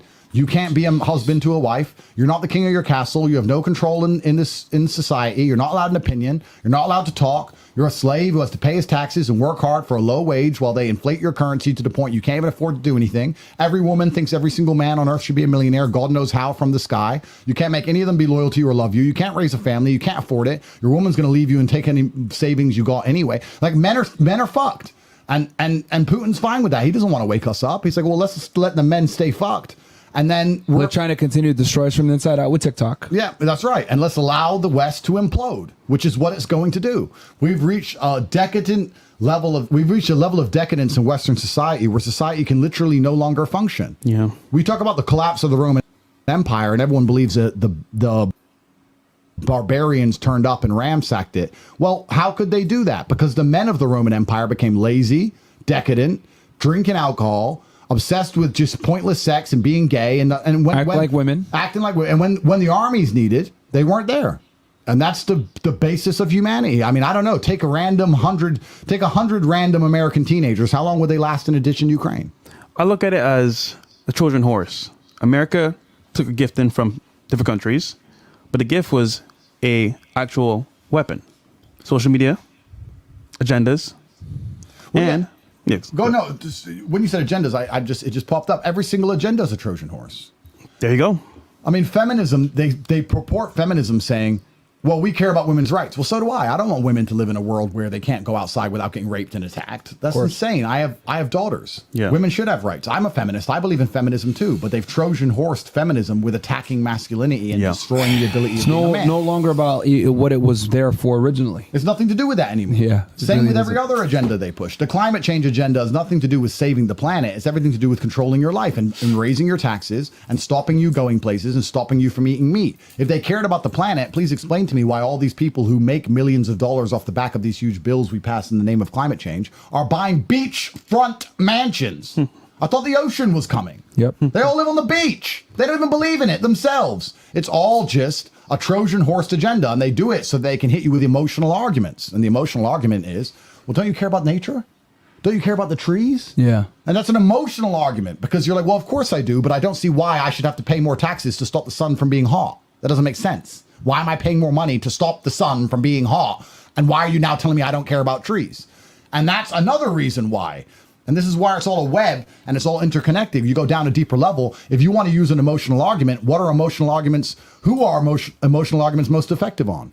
Females and demasculinized males. Yep. Because a masculinized male will be logical and rational, and he's brave enough to have an opinion which goes against common consensus. And he'll sit there and say, no, I disagree with that because of X, Y, Z, or I'm prepared to take this particular degree of negative downside for these positives. Whereas a woman will say, no, the trees. She'll believe the emotional argument, as will a feminine man. So they're trying to demasculinize us all and feminize us all so they can use emotional arguments on us like they did during COVID. How dare you? Hey, yeah, it's emotional Greta arguments. Thunberg's retard ass. That's right, because COVID was all emotional arguments. Grandma, do it for grandma. I know it makes no sense, but you love your grandma, right? So that means if you're the kind of person who stands up and says this is bullshit, their attack on you is you don't love your grandma. Yes, Yeah. I do. I do love my grandma, but this is bullshit. So they're trying to use emotional arguments and all these things, and they're trying to Trojan horse every single agenda, and the end goal of every agenda they're pushing, I don't think most people at home understand. The end goal of every agenda, if you're watching this at home, every government wants the same thing, which is more control. Control, yeah. They want to control your life and control what you say and control where you go and control who you have sex with and control what you drive, control where you live. Governments pass new laws every day. Have you ever seen a government take a law away? Ever. They want more and more control. So how do they get control from the population? Well, they try and first thing they do is they conflate safety. They use safety very often. The only way the human mind can give up its freedom is under the guise of safety. Yes. Oh, you can't go out your house because of COVID, but we'll keep you 100%. safe. So they give you safety instead of freedom. That's one thing they do. And the second thing they do is they Trojan horse and conflate issues and confuse you. Mm-hmm. And they sit and say, climate change is really complicated. It's really bad, but we're all going to die. We're all going to die soon. And if you pay more money, I promise we can stop us dying. And here's some legislation. It's only 3,488 pages. I know you're not going to read it all, but I promise, even though your taxes are going to go up, even though you won't be allowed to drive your car, even though you won't be allowed to eat meat, even though for some reason this gives a pay rise to all the senators, don't worry. It's to save you. I want to protect you from the sun, because if you pay money, the sun's less hot, and if you don't agree, you hate the trees. It's bullshit. It's a scam. And this only works on people who sit there and hear all of that and go, well, I do like trees. I guess I do love the trees. So My friends like trees. I did climb a tree when I was a kid. I love trees. You don't like trees. You got to resist the slave mind. This is what they want from you. It's all a fucking psyop. It's all a lie. Everything is a lie. This is why they're putting me in jail. Every single thing you see on the news is a lie. Because they sit there and think, what do we want the people at home to know? Do we want them informed, or do we want them to believe and say certain things because it benefits us and our agenda? Truth doesn't cross their mind. Truth has nothing to do with any of it. It's all down to purporting a worldview that allows them to keep you enslaved. The best prison is the prison people don't realize they are in. Yep. If you realize you're in jail, you try to get out. They want you in a fishbowl, and that fishbowl has a glass wall. And as long as you don't swim anywhere near that wall, you think you live in the ocean. But when you try and get out of your fishbowl, you start bumping up this glass wall, and before you know it, you're in a Romanian jail cell. And you realize, there's always been a wall here.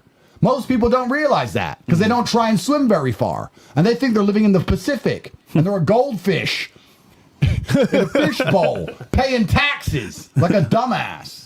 And I want to say this too, because people don't understand this. And this is from, me working in law enforcement, whatever. And I kind of figured this out.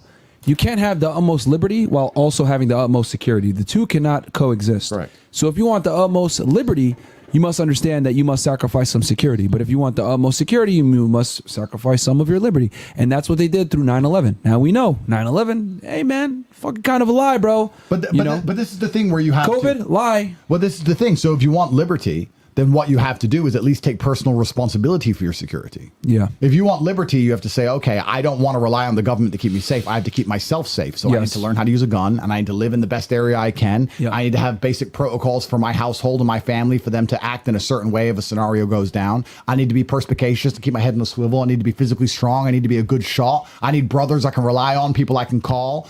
You need to take your own security into your own hands. Yes. But because cowards are afraid to do Want the that government to do it. because it's a big responsibility. They want the government to do it, And expensive. and it's a big responsibility. I often argue this with people. They say, I don't believe in guns. I don't like guns. Yes, you do, because when you call the police, you want the police to have guns. So you believe in guns. You just don't want to learn to use one. Yeah. And you're too pussy.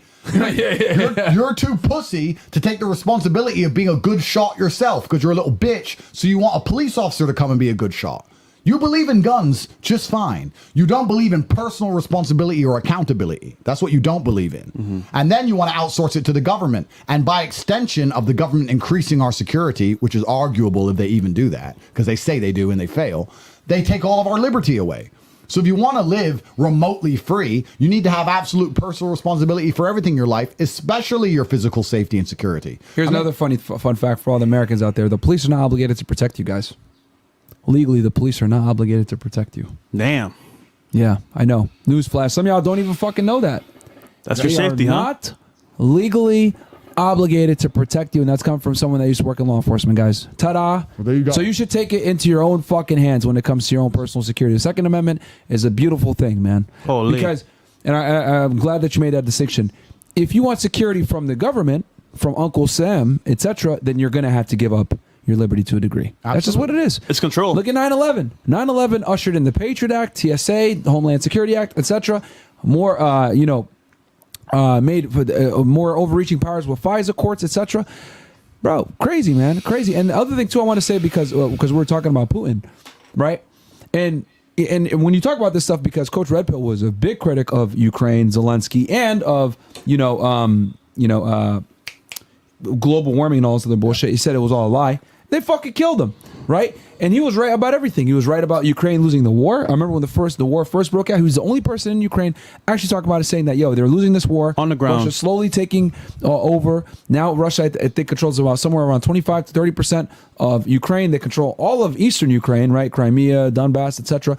And Putin explained why he went in, and we knew this shit over here on this side of the internet, but all the idiots don't know, like, oh yeah, free Ukraine flags, all this other shit. They don't know that Zelensky is the biggest fucking criminal of them all. I'm not saying Putin is innocent, but he did have very valid reasons as to why they did what they did, and most Americans don't understand this shit, and this interview was huge, and he kind of went over the history and everything else like that, but he didn't, like you said before, but Napoleon said, don't interrupt your opponent when they're making a mistake. So Tucker posted on Twitter himself buying groceries, right, in Russia, and they all estimated it was going to be around $400. It was $100 US. Guys, just so you guys know, we were supposed to be giving them economic sanctions that would cripple them.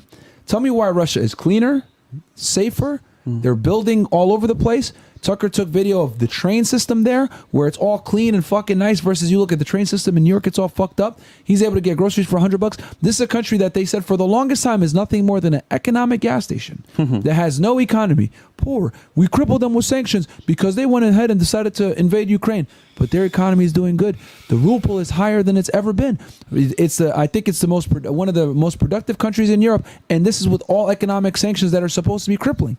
Guys, I think a lot of Americans have a warped view of the world. I'll tell you honestly, with fighting, I've been to hospitals in America, and I've been to hospitals in Dubai, and I've been to hospitals in Bangkok, and I've been to hospitals all over the world. You'll get a better hospital in Dubai. Most people won't be that surprised by that. I tell you, the hospitals in Bangkok are 10 times the hospital you'll ever see in America. Wow. There are hospitals here in Romania down the road, private hospitals, and they're private. You'll pay money. That's true. You'll go in there, and if you want a blood test, it's going to cost you $17. It's going to cost $20, but it's clean. It's brand new, perfect staff, no waiting, no lines, no sick people in the corridors. This is Romania. This is the poorest country in Europe, and the hospitals here are better than the hospitals I saw in America. Damn. People don't even realize. It's insane. Forgetting Dubai or Bangkok or these other countries. I guarantee you walk into a hospital in Singapore, Tokyo, Bangkok, all across Asia, most places in the Middle East, you'd be very surprised by exactly how far America is in basic infrastructure, and people don't even understand these things. People don't even know. Cuba, matter of fact, has better. They have a comparable Medicare system to the United States. A lot of doctors in Cuba study in the United States and go to Cuba.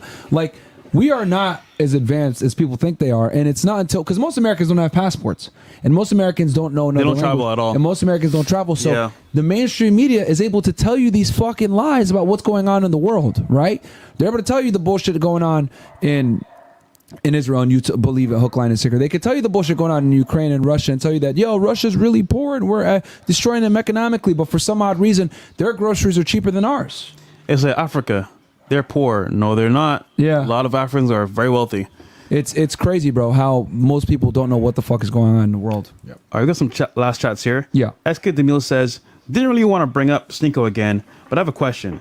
Here's a person who supported you from day one. You promote men having guts. You went in there for a spar. Why not say one word? I mean, he did earlier. God. Diglets.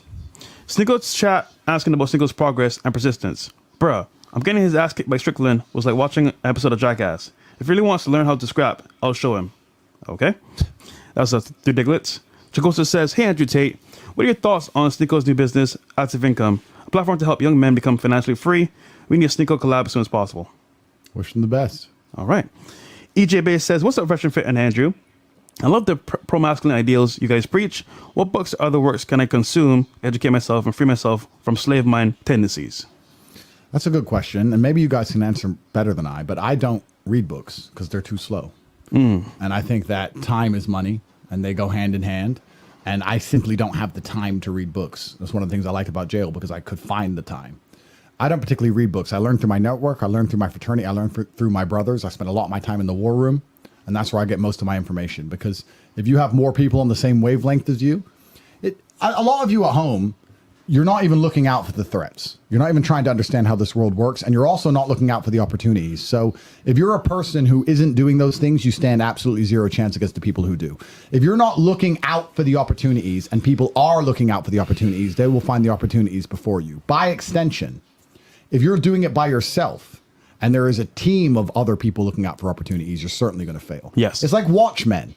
You're one man in a watchtower and you're trying your very best. But if there's 100 watchmen and 100 watchtowers and they'll notify each other to the idea of a threat, they're going to identify it sooner. Way faster. I say this all the time about people who think they're going to get rich by themselves and they can do it without a brotherhood. Because people say, why join the CEO network, or why join the war room, or why do you need a brotherhood so much? I don't do anything by myself. Every business idea I have, I do alongside my brothers. Yeah. If I have an idea, or I need information, or I need access to a particular market, or I need expertise, I go to the people I can trust and we do it. I make millions of dollars with hundreds of other men. That's how I do it. The idea of doing it myself is such a daunting and monumental task. Plus, I would be so slow, I would be outpaced anyway. So if you're going to sit here and say, oh, why do you need a fraternity? Why do you need a network? Because alone, you can't compete against a team. Yeah, you can't. You can be a UFC world champion. If 10 average men jump you, it's a difficult night. Yeah. It's a hard night. Why are you trying to do it by yourself? You should be waking up every day saying, I want to become as rich as possible. So let me find guys who want to become as rich as possible. And let me find men of honor and strength who I can trust and rely on and work with them to get rich. That's how you should do it. You shouldn't be doing anything by yourself. My whole life is based on brotherhood. Everyone knows it because of Tristan, but they don't understand the extension of that fraternity we have in the war room and other places. Even us, the number of times we sit together, this podcast will be everywhere and it'll be clipped up and seen by millions of people because we're working together. Yeah. That's the exact point. A lot of these men want to do it all themselves and be selfish, and they don't understand that reduces your chance from 1% to 0 because you're going to get crushed. You had a Tate speech back in the day that I played over and over and over again. You spoke about being with your boys, and all that was on your mind was how to make money. And you spent time going out with your boys, but it was about money talk only. Yep. And as a result, you're here today with your same boys from the very beginning. Yep. But it's the mindset of, you know what? I can have fun at the club, party with girls, but where's that going? Nowhere. Well, most men don't talk about money, which I find remarkable. They'll say, I want to get rich. And I'll say, when's the last time you spoke about money? Yep. And they'll be like, what do you mean talk about money? If you sit down with 5 ice cream experts and all you talk about is ice cream, on a long enough time frame, when someone asks you about ice cream, you're going to know the answer. You're going to know how to store it, the different flavors, which flavors melt at which temperatures, which flavors are the most profitable, how difficult it is to move a particular flavor of ice cream into a particular country because it's banned in that country because the pistachio is illegal, whatever. If you talk about ice cream with ice cream experts, you're going to know about ice cream. So if you talk about money with people who have money, you're going to know about money. But most people sit and say, I want to get rich. And when they sit with their friends, they don't sit there and go, okay, none of us even know about money, but let's talk about money. If we had to make money today, how could money be generated? What could we do that would generate money before we go to sleep today? What are you good at? What are you good at? And what am I good at? How can we work as a team? They don't talk about this. They talk about the Super Bowl. Yeah. And then they wonder why the people who do talk that way make money and they don't. You're not going to attract something or learn how to achieve something if you don't speak about it. You've never accidentally achieved anything in your life ever. If you're sitting at home watching this, everything good in your life, none of it came to you by accident. I've never seen someone with a Ferrari and said, "How did you get that Ferrari?" And their reply was, "Oops." Yeah. Ever. I've never seen somebody who's in fantastic shape or has a big business or a big house or any of the things you want. And you said, "How did you get it?" And he goes, "Oops, I just, just appeared." Had a sugar mama. Magically. Yeah, no, you have to try and you have to think about it and you have to make a plan. And the best way you're going to ever get anywhere in life is to do that alongside other competent men because it multiplies your competence. It's really not a complicated idea. But for some reason, people are too lazy or too arrogant to adopt that mindset. They ask where the hole's at, and then they question why they're broke. Yeah. You need to get some caffeine and some fucking money, man. Literally. 1775 coffee, man. That's right. Get that and stop being a fucking broke. You get to work, man. David Bork says, Elon recently pledged to fund an Irish legal challenges to hate speech legislation. Without men like Elon and Andrew, is the world doomed? It's fair to say we are outnumbered. Thoughts? It's going to be interesting with this AI coming along and how they're trying to change the way the population acts in AI. I spoke about it in the last show about how they're trying to change how we all act and how they're going to police everything. It's certainly scary. We're entering a very scary age, and it's very important that we awaken people to tell the truth before it's too late. Because if you don't say things, you won't think them. And soon enough, if they can keep you not saying certain things, you won't think certain things, and that's when they're going to truly control your mind. So it is certainly a scary future we have ahead of us. And like I said, if you don't believe in God, I don't know how you're sleeping at night. That's the truth. Top Shay says, "What's good, my G's? I have a question to you, all hypothetically. If your dad laid hands on your mother, what are your true intentions as a man with knowledge? Sadly, this happens every day in society." It's a difficult question. I'll let you guys answer that one. If your dad laid hands on your mother, There's a lot of context involved, of course, and it's a difficult question. It's a You need to know the full set of facts before you can answer that. talk about that. I mean, I try to stop it as soon as possible, but yeah, that's Yeah. a deeper question. But I will say this, guys, you never raise your hand at a female, man. Never. There's no need for that. Never. Just walk walk Unless away, she's bro. like trying to stab you or some shit and you got to defend yourself physically. You know, try to run if you can. Record and walk away. Yeah, if you record can, and try bro. to run if you can. Holy, get out of there. But if it's life or death, then, you know, it is what it is. But Mr. Rasta 420 says, "What's up, FNF and Top G? I'm 40, work 2 jobs, 102 hours a week. Work out while at work. Save for 6 months, needs to invest." So he works 2 jobs, 40 years old. Works out while at work. Cool. keep Gotcha, grinding, bro. my friend. Good job, bro. Emmanuel Angel says, "Guys, it's not matriarchy. Matriarchal societies have defined roles, structure, and women are held accountable by other women. We live in a gynocentric society where women want worship and no criticism allowed." Interesting observation and pertinent. Interesting. Okay. Tyler Farzam says, "Andrew, what is the best way to store money so it's most difficult for the government or major institutions to take it from you?" That's a good question. It's a good question. I have to be careful how I ask Yeah. it. Yeah, but Let me answer. Let me just say that Got 10 more minutes left on this let me live tie stream, it back guys. to a very simple. Hopefully, you'll understand what I'm saying here. If you had a brother you could trust, and you were in the firing line and he wasn't, well, then your money is secure, correct? So I guess the simple answer is you don't want the things in your name. And from there, you can do your own research and work out how that's possible and done. There in you a go. very legal framework. Golden. Big Head, last one here, says, "I'm 26, went from 50K in 2021, 200K in 22, 150K in 23. I'm getting the M this year. Good job. Have you ever truly tried your hardest? Thank you, Andrew. Thank you, Myron. Thank you, Fresh." Yeah, most people don't try their hardest. I would agree with you. I've never seen somebody try their hardest and fail in my life.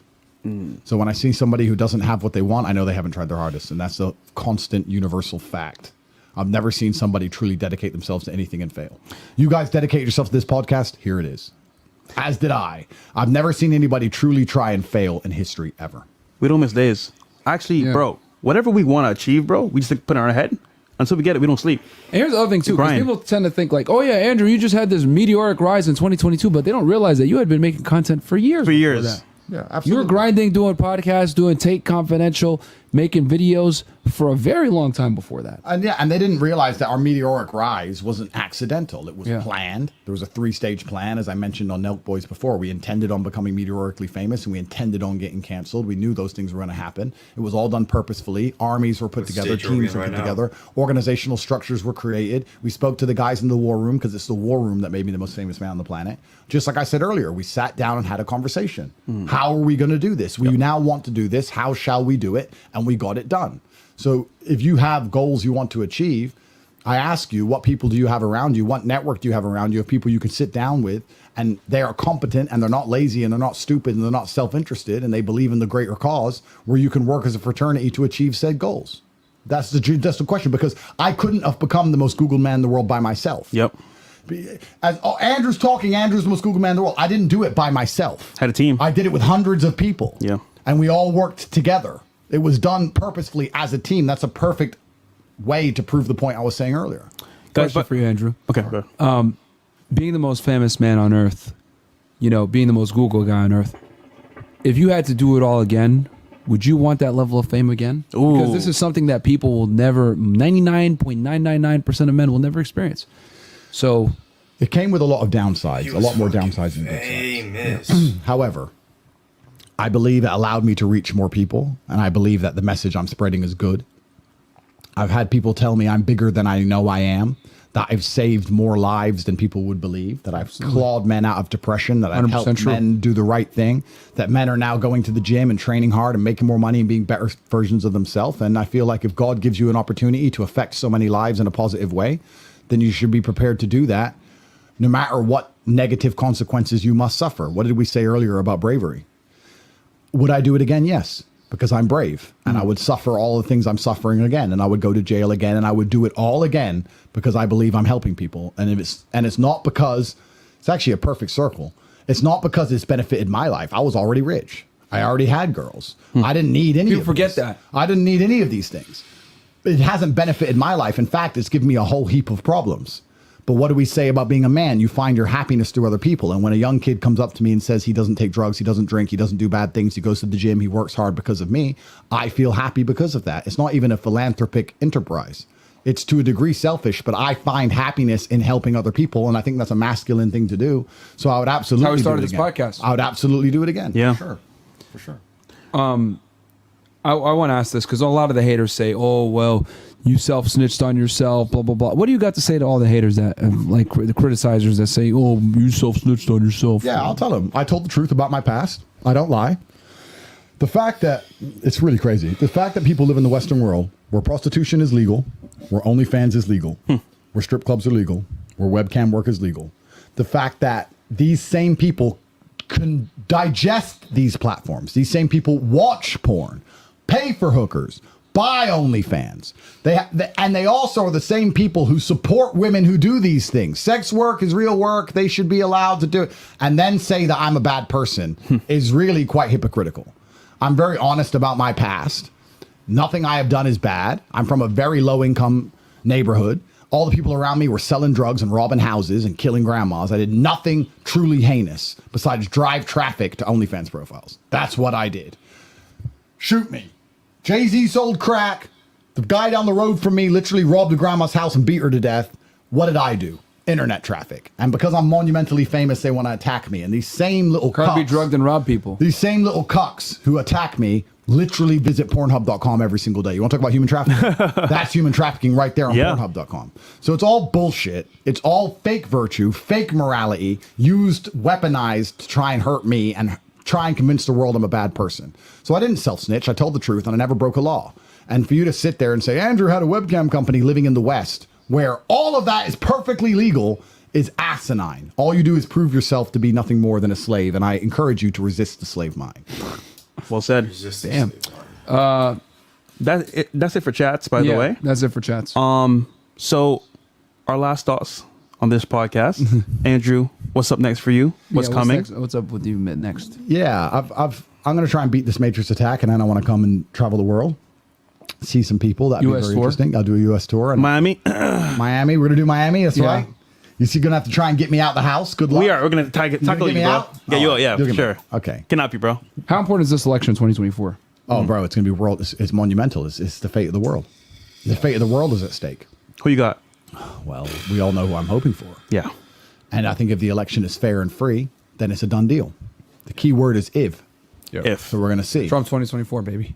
We're going to see. It's going to be very, very interesting. I'm praying that it happens. I'm praying for the people I care about. I'm praying for myself. And I'm praying for God to help me through this battle and prepare me for the next one, whatever it is. And I'm sure we'll have another podcast in 3 or 4 years from now and talk about the new war and whatever happened then. And that's the joy of life. There's no light without dark. And I certainly have a lot of light in my life. I'm a very blessed man. So I'm prepared for the dark. So it is what it is. And hopefully, maybe if I can get over my strange new behaviors, I can take you out to a club or something maybe at some point. But otherwise, it's going to be a boring Romania trip. Fresh. We're just going to sit in the house. Hey, man, I'm cool with it, bro. All right, good. We're going to play Smash Brothers. I'll beat you at that. Yeah, you beat me at Smash Bros. And I'll beat shit out of you. In real life. Guys, support Rumble, man. Get the coffee. Yo, Support get the us as coffee, well. guys. Link is below, Support man. us, Just Andrew, get a bag. Rumble. Support free speech, man. Get some caffeine in the Shout out process. Rumble. Go to And the gym. we're going to do a call, guys. CEO Network with Andrew as well later on. So shout out to Andrew for that. And we'll talk. Guys, love y'all, man. We'll catch you guys back here tomorrow with Tristan.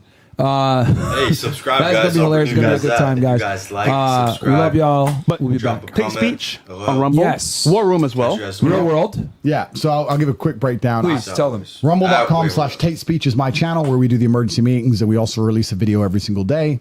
Also, rumble.com/Tate Confidential. You can see the everyday life of someone. Be on there. Yep, that's right. Everyday life of a man worth hundreds of millions of dollars who doesn't like leaving his house. CobraTate.com. You can find access to the real world, which teaches you how to make money. It's only $49 a month, and we teach you modern wealth creation methods that allow you to make money. If you're too stupid to sign up to an online school run by a billionaire who will teach you how to make money from home for the check that cost out. of a pizza, well, then you deserve to permanently and monumentally fail. And then the War Room, which is a fraternity, we just discussed it in this podcast and how important that is. That's also accessible at CobraTate.com. Bam. W. Guys, All right. love y'all. We'll be Dope back with ass Tristan tomorrow, interview. man. He is Andrew Tate, the Lot of top game G, right man. there. I'm going to take it away with Producer? Producer, man, of Let's course. fucking Shout out go. everyone in the We'll catch chat, you guys man. tomorrow. Subscribe, like. I'll Peace. catch you guys tomorrow.